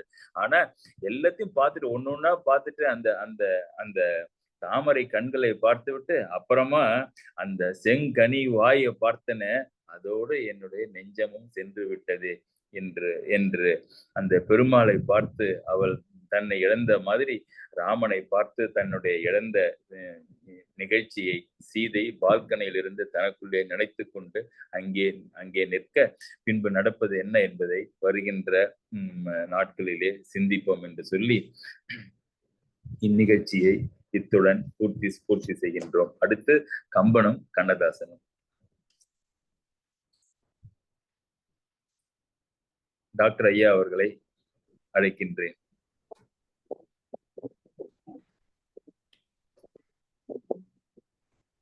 இன்றைய கம்பன், இன்றைய கம்பனுடைய பாடலை நான் சொல்லட்டுமா? கம்பனுடைய பாடலை டிஸ்கிரைப் பண்ணுமா? அந்த பாடலை ஐயா அவர்களை டிஸ்கிரைப் பண்ணுமா நான் வேண்டிக் கேட்டுக்கொள்கிறேன். சரி. தேன் என்றாலே எல்லாருக்கும் ஒரு இனிப்பு, ஒரு மகிழ்ச்சி உண்டாகும். அப்படியே ஒரு இனிப்பை எப்படி நம்ம சொல்லணும்னு சொன்னா தேன் மாதிரி இனிக்குதுங்கிறாங்க. அது இனிப்பே இல்லாமல் ஒரு மழலை சொல்லாக இருக்கட்டும், அழகாக இருக்கட்டும், நமக்கு எந்த வகையான எந்த புலன்களிலிருந்து இன்பத்தை வந்தாலும் அது தேன் மாதிரி இருக்கின்றதே என்று சொல்கின்றோம் அல்லவா? கம்பன் ஒரு பாட்டிலே என்ன ஒரு தேன் என்ன, நான் எத்தனை தேன் போடுறேன் பாருங்க அப்படின்னா என்னன்னா, கம்பராமாயணத்துல அந்த பாலகாண்டத்திலே முதல் படலம் ஆற்று படலம். சரையு என்ற நதி அவனுடைய நாட்டிலே ஓடுகின்றது, கோசலையிலே. அந்த சரையு நதியை பற்றி சொல்கின்றான். நிறைய பாடல்கள் அதெல்லாம். அடுத்தது நாட்டு படலம். சரையு நதியிலிருந்து நாட்டிற்கு வருகின்றான், கோசலை நாட்டிற்கு. அங்கே வாழ்கின்ற மக்கள், நிலம், பூமி இவற்றை பற்றி சொல்கின்றது அந்த நாட்டு படலம். நாட்டு படலத்திலே ஒரு பாடல் வருகின்றது, இந்த தேன். எத்தனை தேன் பாருங்க. ஆலைவாய் கரும்பின் தேனும். கரும்பு விளைகின்றது, அந்த கரும்பு ஆலைகளிலே அந்த கரும்பை விட்டு அப்படியே அந்த கருப்பஞ்சாறு அப்படியே இனித்து கொண்டு அப்படியே ஓடுகின்றது. ஆலைவாய் கரும்பின் தேனும் அரிதலை பாலை தேனும். பனை மரம், தென்னை மரத்தெல்லாம் பாத்தீங்கன்னா உச்சியில அந்த பனைமரத்தினுடைய உச்சியில அந்த அந்த அந்த ட்ரங்க்ல வந்து ஒரு கீறல் ஒண்ணு போடுவாங்க கத்தியால, வெடிக்கும். அதிலிருந்து அந்த அந்த பால் சொட்டும். அது வந்து பாலை தேன்னு பேரு அது. அரிதலை பாலை தேனும், ஆலைவாய் கரும்பின் தேனும், அரிதலை பாலை தேனும். அறியப்பட்ட தலைகளிலிருந்து கொட்டுகின்ற அந்த தேனும், சோலைவீழ் கனியின் தேனும். அடடா! சோலைவீழ் கனியின் தேனும்னா, சோலைன்னா பூஞ்சோலைகள், காய்கனிகள், மரங்கள் எல்லாம் இருக்கின்ற சோலை. அதுல மரங்களிலே கனி இருக்கின்றன. அந்த கனிகளை பறிப்பார் யாரும் கிடையாதுன்னா, இட்ஸ் ரிச் பிளேஸ். பறிக்கிறதுக்கு ஒண்ணும் யாருமே இல்ல. அது அந்த மரத்திலேயே இருந்ததுன்னா அந்த கனிகள் வெடிக்கும். அது வெடித்து பல நாட்களாக அது வெடித்து மரத்திலே இருந்தால் அதிலிருந்து ஒரு ஒரு ஒரு சொட்டுகின்ற தேன். சோலை தரையிலே வீழ்கின்ற கனியின் தேனும், கனியினுடைய தேனும், தொடை இழு இறாலின் தேனும். இறால்னா தேனடை. பெரிய மலை மேல மலையில அந்த மலை கொம்பு தேன்னு சொல்றோம்ல, அந்த தேனடை இருக்கும். அதிலே அது எப்படி எடுப்பாங்க அப்படின்னா, ஏறெல்லாம் முடியாது. தேன் போய் பறந்து, தேனீக்கள் பறந்து போய் அங்க கட்டிடும். எப்படி எடுப்பாங்கன்னா, ஒரு வில்லிலே ஒரு அம்பிலே ஒரு நூலை கட்டி அதை அந்த அந்த ஆடையை நோக்கி அடிப்பார்கள். அந்த தேனாடையை நோக்கி. அதிலே சொருகியவுடன் அங்கிருந்து அந்த தேன் இந்த நூல் வழி கயிறு வழியாக கீழே இறங்கும். அது இறங்குனா தொடை தொடை இழி இறாலின் தேனும்னா, தொடைனா தாரை, தாரையா அந்த அந்த தேன் ஆடையிலிருந்து வருகின்ற தேனும், சோலைவீழ் கனியின் தேனும், தொடை இழி இறாலின் தேனும், மாலைவாய் உகுத்த தேனும். அங்கே அந்த காலத்திலே ஆடவர்களும் பெண்டிரும் கழுத்திலே மாலைகள் அணிந்திருப்பார்கள். இறைவனுக்கு மாலைகள் போடுவார்கள். இந்த மாலைகள் எல்லாவற்றிலும் அன்றிலிருந்து அந்த நறுமணமிக்க அந்த மலர்களிலிருந்து தேன் அப்படியே கொட்டுமா. அத செல்வ செழிப்பு பாருங்க. மாலைவாய் உகுத்த தேனும். இப்ப இந்த பூக்கள் இப்ப நம்ம வாங்குற பூக்கள் சென்ட் அடிச்சு தான் கொடுக்குறாங்க. எங்க இயற்கை மனம் இருக்கின்றது. மாலைவாய் உகுத்த தேனும், எத்தனை தேன் பாருங்க. ஆலைவாய் கரும்பின் தேனும், அரிதலை பாலை தேனும், சோலை கனியின் தேனும், தொடையிழி இறாலின் தேனும், மாலைவாய் உகுத்த தேனும், வரம்பு இகந்து ஓடி. வரம்புன்னா அதுக்கு ஒரு லிமிட் இருக்குல்ல, எல்லா இடத்துலயும். அது ஓடுற இடத்துல, அது வாய்க்கால் எல்லாம் ஓடுது. அது எல்லாத்திலையும் மீறி வழிந்து ஓடி, வரம்பு இகந்து ஓடி, வங்க வேலைவாய் மடுப்ப. வேலைன்னா கடல், வங்கம்னா கப்பல்கள் ஓடுகின்ற கடலிலே வங்க வேலைவாய் மடுப்புனா அங்க போய் தங்க. எப்ப இவ்வளவும் மலைகளிலிருந்து, இந்த சோலைகளிலிருந்து, வீடுகளிலிருந்து எல்லாம் இத்தனை வகையான தேன்களும் ஓடி நிரம்பி வழிந்து கப்பல்கள் தங்குகின்ற கடலிலே போய் தங்க, உண்டு மீனெல்லாம் கழிக்கும் மாதோ. அங்க அந்த அந்த கடல்ல இருக்கின்ற மீன்கள் எல்லாம் உப்பு நீர்ல அவை இருப்பதில்லை. இந்த இந்த இந்த அளவுக்கு மிஞ்சிய எல்லா வகை தேன்களும் கலந்து வந்து சேர்கின்ற அந்த அந்த தேனை உண்டு அந்த மீன்கள் மகிழ்ச்சியுடன் இருக்கின்றன என்று அந்த அந்த நாட்டு படலத்திலே அந்த நாட்டினுடைய செழுமையை கம்பன் கூறுகின்றார். இந்த தேன் தேன் தேன் தேன் எப்படி நம்முடைய கவியரசர் கண்ணதாசனை கவர்ந்தது என்பதை நமது டாக்டர் சொல்வார்கள். I don't know whether others can find out. பாடலை கண்டுபிடித்து இருப்பார்கள். எனிவே, இந்த கம்பனின் பாடலில் தேன் அருவி ஓடி கடலில் கலக்கும் இடத்தில் மீன்கள் எல்லாம் அதை உண்டு கழித்தன. கம்பனின் பாடலில் உள்ள தேன் சுவையை எடுத்து கண்ணதாசன் தமிழ் திரை உலகில் 1965 வெளிவந்த வீர அபிமன்யு என்ற படத்தில் ஒரு காதல் பாட்டில் தேனை வரிக்கு வரி கொட்டி வார்த்தைகளை எளிதாக அனைவருக்கும் புரியும்படியாக கவிதை திறமையால் கவர்ந்திருக்கிறார். இந்த பாடலுக்கு இசை KV மகாதேவன் அமைத்திருக்கிறார். பாடியவர்கள் P. சுசீலா அவர்கள் அண்ட் PB சீனிவாஸ் அவர்கள். தேன் என்ற வார்த்தை கம்பனுடைய பாட்டில், ஐயா சொன்ன கம்பனுடைய பாட்டில் 5 தரம் வருகிறது. அதே 65 முறை போட்டிருக்கிறார் கண்ணதாசன். வரிக்கு வரி போட்டு அந்த வார்த்தைகளுடன் விளையாடி ரித்துமா எழுதியிருக்காரு. அதை டாஸ்லிங் ரித்தும்னு சொல்லுவாங்க. அந்த விதத்தில் கண்ணதாசனுடைய பாடல் அமைந்திருக்கிறது. இந்த பாடலில் உள்ள வரிகள் எளி தேன் தேன் தேன் என்று முடிந்தாலும் எளிய விதத்தில் அனைவரும் புரிந்து கொள்ளும் முடியாக அந்தந்த இடத்தில் அந்த தேனுக்கு அந்தந்த வர்த்தங்கள் புரியும்படியாக எழுதியிருக்கிறார். அந்த பாட்டை இப்பொழுது நான் பாடுகிறேன், நீங்கள் கேளுங்கள், உங்களுக்கே புரியும். பார்த்தேன் சிரித்தேன் பக்கத்தில் அழைத்தேன் அன்று உனைத்தேன் என நான் நினைத்தேன் அந்த மலைத்தேன் இதுவென மலைத்தேன். பார்த்தேன் சிரித்தேன் பக்கத்தில் அழைத்தேன் உனைத்தேன் என நான் நினைத்தேன் அந்த மலைத்தேன் இதுவென மலைத்தேன். இது காதலன் பாடுகிறான்.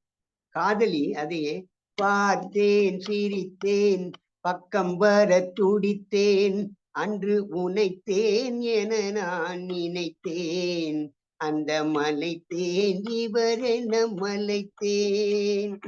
கொடித்தேன் இனி எங்கள் குடித்தேன் என ஒரு படித்தேன் பார்வையில் குடித்தேன். கொடித்தேன் இனி எங்கள் குடித்தேன் என ஒரு படித்தேன் பார்வையில் குடித்தேன். ஒரு படித்தேன் குடிக்கும் போது துளித்தேன் சிந்தாமல் கழித்தேன், ஒரு துளித்தேன் சிந்தாமல் கழித்தேன், கைகளில் அணைத்தேன் அழகினை ரசித்தேன். பார்த்தேன் சிரித்தேன் பக்கம் வர துடித்தேன் உன்னைத்தேன் என நான் நினைத்தேன் அந்த மலைத்தேன் இவரென மலைத்தேன். மலர்த்தேன் போல் நானும் மலர்ந்தேன் உனக்கென வளர்ந்தேன் பருவத்தில் மணந்தேன். மலர்த்தேன் போல் நானும் மலர்ந்தேன் உனக்கென வளர்ந்தேன் பருவத்தில் மணந்தேன். எடுத்தேன் கொடுத்தேன் சுவைத்தேன், எடுத்தேன் கொடுத்தேன் சுவைத்தேன். இதெல்லாம் பண்ணதுக்கு அப்புறம் இனித்தேன் இல்லாதபடி கதை முடித்தேன். பார்த்தேன் சிரித்தேன் பக்கத்தில் அழைத்தேன் உனைத்தேன் என நான் நினைத்தேன் அந்த மலைத்தேன் இதுவென மலைத்தேன். நிலவுக்கு நிலவு சுகம் பெற நினைத்தேன் உலகத்தை நான் இன்று மறந்தேன். உலகத்தை மறந்தேன் உறக்கத்தை மறந்தேன் உன்னுடன் நான் ஒன்று கலந்தேன். பார்த்தேன் சிரித்தேன் பக்கத்தில் அழைத்தேன் உனைத்தேன் என நான் நினைத்தேன் அந்த மலைத்தேன் இவரென மலைத்தேன் என்று அந்த பாடலை முடித்திருக்கிறார். இதில் ஒவ்வொரு வரியும் அவ்வளவு அழகாக போட்டு அந்த தேன் தேன் தேன் ஒவ்வொரு தேனுக்கும் வெவ்வேறு அர்த்தங்களை போட்டு அவ்வளவு அழகாக எழுதி அதற்கு இசையும் கே.வி. மகாதேவன் அழைத்து இவங்க 2 பேரும் நன்றாக பாடியிருக்கிறார்கள். இந்த கம்பன் 5 தடவை உபயோகப்படுத்தினது இவர் கிட்டத்தட்ட 65 தடவை உபயோகப்படுத்தியிருக்கிறார்.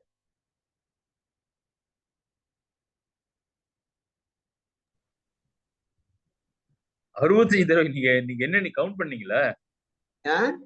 65 தடவை நீங்க கவுண்ட் பண்ணீங்களா அத? ஆமா சார், இவர் 65 முறை போட்டிருக்காரு. இதுல தேன் தேன் தேன் பார்த்தேன் சிரித்தேன் இது தேன் எல்லாம் 65 டைம்ஸ் போட்டிருக்காரு. ஒவ்வொரு வரியிலும் இப்போ அவர் 4 வரி தானே எழுதியிருக்காரு. 4 வரி எழுதி 5 தரம் 5 வரி எழுதி 5 தரம் தேன் போட்டிருக்காரு. இவரு ஒவ்வொரு ஸ்டான்ஸாலையுமே கிட்டத்தட்ட 8 தேன் போட்டிருக்காரு. பார்த்தேன் சிரித்தேன் பக்கத்தில் அழைத்தேன் அன்று உனைத்தேன் என நான் நினைத்தேன் அந்த மலைத்தேன் இதுவென மலைத்தேன் அப்படின்னு அந்த ஒவ்வொரு தேனுக்கும் அர்த்தம் போட்டு ரொம்ப அழகாக. அவருக்கு எப்படி இன்ஸ்பயர் ஆயிருக்க பாருங்க. இது கம்பனை படிக்கிறாரு, ஆலைவாய் கரும்பின் தேனுன்னு படிச்ச உடனே நம்மளும் தேன் போடணுமே, ஒரு பாட்டு போடணுமே, உடனே எல்லா கடைசி வார்த்தை எல்லாத்தையும் தேன் தேன் முடிச்ச உடனே ஒரு பாட்டு எழுதுறாரு பாருங்க. ஆமா, அதான் சொல்றேன். உண்மையிலேயே கம்பனுடைய இதுல முடிகிற தேன் எல்லாமே தேன் தான். அதான் எல்லாமே தேன் தான். இது வந்து ஆலைவாய் கரும்போட தேனு, ஃப்ளவர்ல இருந்து வர்றது, பழத்துல இருந்து பால். வர்றது எல்லாமே தேன் சுவைதான். ம். பட் இங்க போட்டிருக்கிற தேன் எல்லாமே வெவ்வேறு தேன். ஆமா, ஆமா. ஆ, வெவ்வேறு தேன் இது. அதனால அவர் அதே தேனை வெறும் சுவையா போட்டு நல்ல அழகான ஒரு காதல் கவிதையில அருமையா எழுதிட்டாரு அவரு. ஆமா. டிஃபரண்ட் கான்டெஸ்ட் பண்ணிட்டாரு. ஆமா. டிஃபரண்ட் கான்டெஸ்ட் பண்ணிட்டாரு. Thank you sir. Thank you thank you sir. Sir. Thank you. சிறப்பா பாடுனீங்க. எங்க காதுல அப்படி கேட்டுட்டே இருக்கும் அந்த பாடல். நீங்க கூப்பிட்ட குரல். Thank you sir. Thank you. Thank you. Doctor ஐயா ரொம்ப அற்புதம். ஒன்னே ஒண்ணுதான் அதுல இனித்தேன் இல்லாதபடி கதை முடித்தேன்னு சொல்லிட்டாருன்றதுதான் வருத்தமா இருக்கு. அதோடய தேன் நிறைவு பெற்று போயிடுது போல இருக்கு இல்லையா? இனித்தேன் இல்லாதபடி கதை முடித்தேன் அப்படின்னுட்டாரு. ஆமா, அது ஒண்ணு. ரெண்டாவது, ஒரு படித்தேன்னு நான் குடிச்சேன், ஆனா ஒரு துளித்தேன் கூட சிந்தலைன்ட்டாரு. அதான். So which means he has என்ன சொல்றது, absolutely he has consumed everything, not kept even a single drop to anyone else இல்லையா? முடிச்சிட்டாரு. ஆக்சுவலா இன்னைக்கு நான் உங்கள்ட்ட எதிர்பார்த்த பாட்டு வந்து ஓடிகால் ரசனையா இன்னொரு பாடல் கூட எதிர்பார்த்தேன் நான் இன்னைக்கு. இன்னும் இருக்கு பாடல்கள் இருக்கு. அடுத்த வாரம் வந்துட்டு இருக்கோம். அது ரைட். சார் எனக்கு ஐயா சொல்லுங்க. இல்ல அவரு சார் சொன்னதுல முதல்ல சொன்னதுல கூட ஒரு பாடல் எழுதியிருக்காரு கண்ணதாசன் முன்னாடி. நேற்று வரை நீ யாரோ நான் யாரோ அப்படின்னு ஒரு பாட்டு வருது. அதுல வந்து உன்னை நான் பார்க்கும் போது மண்ணை நீ பார்க்கின்றாயே, உன்னை நான் பார்க்கும் போது மண்ணை நீ பார்க்கின்றாயே, விண்ணை நான் பார்க்கும் போது என்னை நீ பார்க்கின்றாயே அப்படின்னு ஒரு பாட்டு வருது. அது நீங்க உங்க இது சொல்லும் போது அந்த இது வரிகள் வந்தது.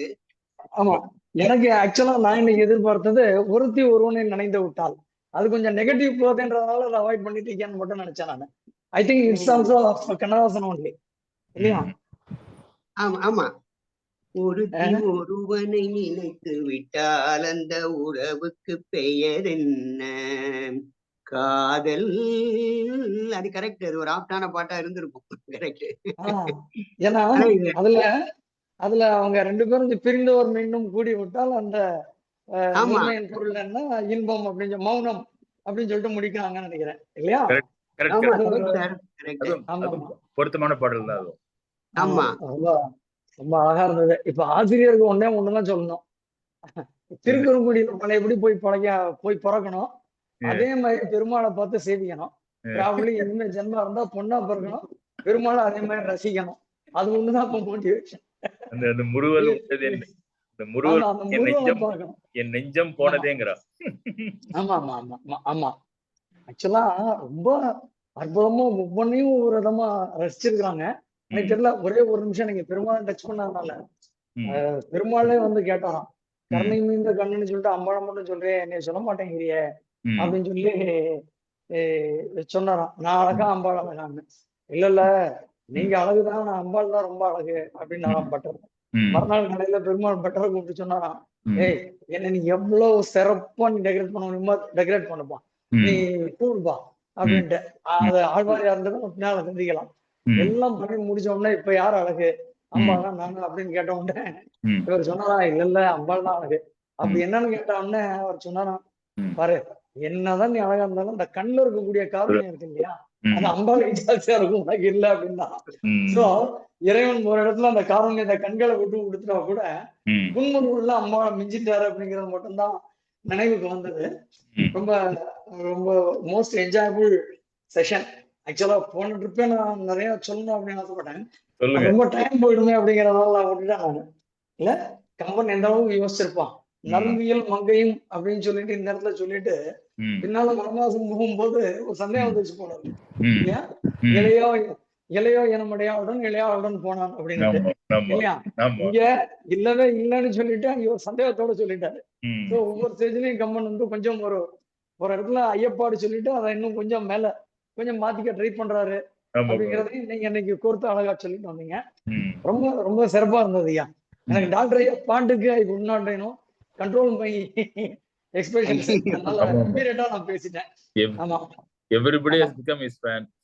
அந்த ஆமா இல்ல கண்ணதாசனுடைய சாய்ராம் சார், கண்ணதாசனுடைய பாட்டுகள் நல்ல பாட்டு இதோட ஒத்து போறதை நீங்க சொல்லுங்க சார். கண்டிப்பா கண்டிப்பா கண்டிப்பா நான் கண்டிப்பா. கம்பராமாயணம் படிச்சது இல்ல, சார் சொல்றதை ஐயா நான் சார் கேட்கிறேன். அதெல்லாம் இல்ல நீங்க அதெல்லாம் எல்லாம் இல்ல படிச்சிருப்பீங்க, ஃபுல்லா படிச்சிருப்பீங்களே. அதெல்லாம் ஒண்ணும் கிடையாது. அதெல்லாம் ஒண்ணும் கிடையாது. ஐயா ஏதோ அங்கங்கே ஏதோ கொஞ்சம் விதை தூக்கி இருக்கிறாரு. 1 2 விதை பிடிச்சிட்டு வந்திருக்குது. அவ்வளவுதான். ஆமா. ம். அப்ப அதே மாதிரி இன்னும் நிறைய இருக்கு. நம்ம அடுத்தடுத்து நம்ம சிந்திக்கும் போது பேசலாம். ஐயா ரொம்ப அற்புதமான செஷன் ஐயா. நான் இன்னைக்கு ரொம்ப நல்லா என்ஜாய் பண்ணேன் இன்னைக்கு. ஜஸ்ட் பாராட்டுதல். அந்த பாட்டு கேட்ட உடனே சந்தோஷமாயிடுச்சு. ம். ஓகே நன்றி நன்றி நன்றி நன்றி ஐயா. சாய்ராம் சார். நன்றி நன்றி. ஒரு குறையும் இருக்கு. இப்படி எல்லாம் பார்த்து நம்ம பாடுற மாதிரி ஒரு எதிராளி எனக்கு கிடைக்கலையா அந்த காலத்துலன்னு ஒரு வருத்தம் இருக்கு. இந்த ஜென்மத்துல எனக்கு கிடைக்கணும் வேண்டிக்கவும் முடியாது இப்போ. That is also the age is little part. பெரியவர் வேற சொல்லிட்டாரு 50 வயசுக்கு மேல எந்த திங்கிங் இருக்க கூடாது அப்படின்னுட்டு. அதனால ஒரு வருத்தத்தோட தான் அதை கேட்டுக்க வேண்டியிருக்கு. ம். மகிழ்ச்சி நிறையா இருந்தா கூட ம். அடுத்தவர்கள் மகிழ்ச்சியை பார்த்து நம்ம மகிழ்ச்சி பட வேண்டிய காலத்துக்கு வந்துட்டோம் ம். அப்படின்னு நினைக்கக்கூடிய ஒரு எண்ணம் தான் இப்ப மேலோங்கி நிக்குது. ம். நன்றி ஐயா. நன்றி. உணர்வுபூர்வமான சொற்கள் இல்லையா அதிகமா இருக்கு. ஆமா. நன்றி நன்றி நன்றி. வணக்கம் சார். வணக்கம் வணக்கம். மிக சிறப்பா இருந்து எனக்கு பிடிச்ச ரொம்ப அடி அந்த சீதை சொல்றதுதான், முந்தி என் உயிரை முறுவல் உண்டதே. ம். அது ரொம்ப அழகா எழுதியிருக்காரு கம்பர். அதுக்கு நீங்க ரோமியோ அண்ட் ஜூலியட்லயும் ரிலேட் பண்ணீங்க பாருங்க, ம். அது சிறப்பு. ஆங்கிலத்திலயும் உங்களுக்கு புலமை இருக்கிறது ரொம்ப நல்லா தெரிஞ்சுது.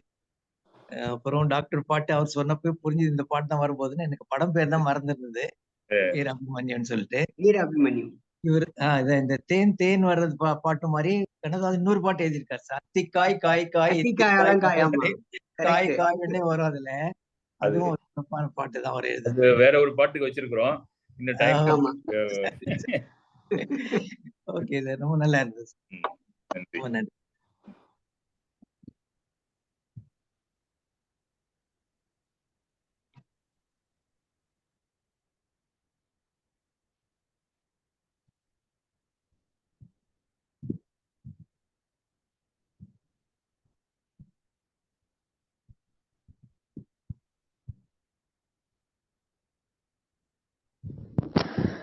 மறுபடியும் அருமையான செஷனா போயிடுச்சு சார். இது நல்ல ஒரு இது. இந்த நீங்க அந்த யான் நோக்குங்கால் நிலம் நோக்கும் நோக்காக்கால் தான் நோக்கி மெல்லனவுன்றது அவர் வள்ளுவர் வந்து நம்மளுடைய பெண்கள் 4 வகை குணம்னு அச்சம் மடம் நாணம் பயிர்ப்புன்னு சொல்லுவாங்க. அதுல வந்து அந்த ஆணம் வந்து நேரா ஒரு ஆணை நேருக்கு நேர் பார்க்கறது நம்ம பெண்கள் பார்க்கற ஒரு பழக்கம் இல்லை. அதனால வந்து யான் நோக்குங்கால் நிலம் நோக்கும், அதுவே ஒரு அழகுதான் உங்க நாணம். நோக்காக்கால் தான் நோக்கி மெல்ல நகும், அது கூட ரொம்ப அருமையா ஒரு மலரினும் மெல்லிது காமம்னு சொல்லுவார். அது மாதிரி மெல்ல நகும், அது வர அதுவும் நாம பார்க்காத பொழுது அப்படின்னு ரொம்ப அந்த பெண்ணுடைய நாணத்தை ரொம்ப நல்லா மிகப்படுத்தி அந்த ஒரு அவரு இருக்காரு. அதனால நல்ல ஒரு எடுத்துக்காட்டு. நல்லா இப்ப அந்த சீதனுடைய இதுக்கு நல்ல கம்பேர் பண்ணது ரொம்ப அருமையா இருந்தது. அது மட்டும் இல்ல, இந்த கண்ணதாசன் கிட்ட நிறைய அந்த அதாவது வந்து வார்த்தைகள்லாம் கைகட்டி நிற்கணுமா சொல்லுவாங்களே, அந்த மாதிரி இந்த spontaneous overflow of powerful feelings சொல்லுவாங்க இந்த போய்ட்ரி. அந்த மாதிரி அவருக்கு வந்து யாராவது பாடலாம், அது டைரக்டர் பாடல் எழுதி சொன்னாலும் இந்த இத்தின் சரணம், இது வேணாலும் எடுத்துக்கோ, அது வேணாலும் எடுத்துக்கோ, இது வேணாலும் எடுத்துக்கோன்னு அப்படி அவர் எழுதி கொடுப்பாரு. எதை எடுக்கிறதுனே தெரியாது. அந்த அளவுக்கு அவருக்கு நல்ல ஒரு ஒக்கபுலரி அந்த அளவுக்கு இருந்திருக்குது அவருக்கு. நல்ல இது நல்ல பாடல், நல்ல டாக்டர் நல்ல ஒரு தேர்ந்தெடுத்து நல்லா இனிமையா கொடுத்தாங்க. எல்லாருக்கும் இந்த இந்த குரூப்ல இருக்கிறவங்களுக்கெல்லாம் நல்ல ஒரு இனிமையான ஒரு நினைவுகள். மிக்க நன்றி ஐயா, மிக்க நன்றி. நீங்க நம்ம அனுபவிக்கிறதுக்கு இது ஒரு நல்ல அருமையான ஒரு செஷன். நல்லது. அவர் எழுதுற அந்த ரித்துமுக்கு தான் பேரு வந்து டாஸ்லிங் ரித்தும்ன்றாங்க. தேன் தேன் தேன் தேன் தேன் தேன்னு போடுறாரு, அந்த மாதிரி போடுற அந்த ரித்துமுக்கு தான் அவங்க வந்து ஒரு பேர் கொடுத்திருக்காங்க, டாஸ்லிங் ரித்தும். ஆமா, அந்த மாதிரி he writes poems like that.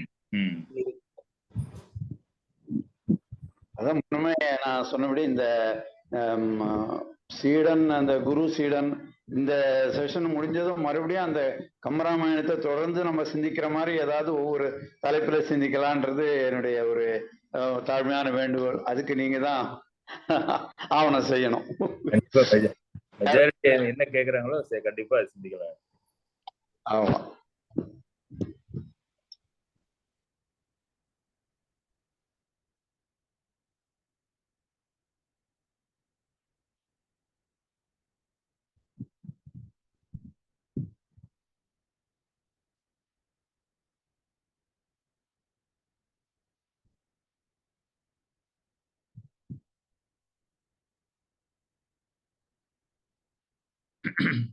வேற கருத்து இருக்கிறதா இல்ல இதோட முடிச்சுக்கலாமா?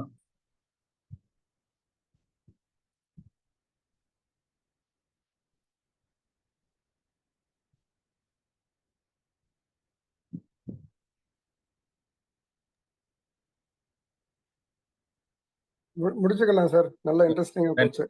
நன்றி கணேஷா.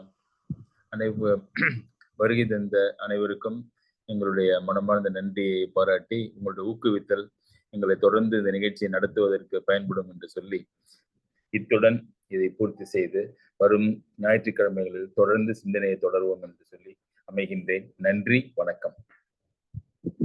Thank you sir.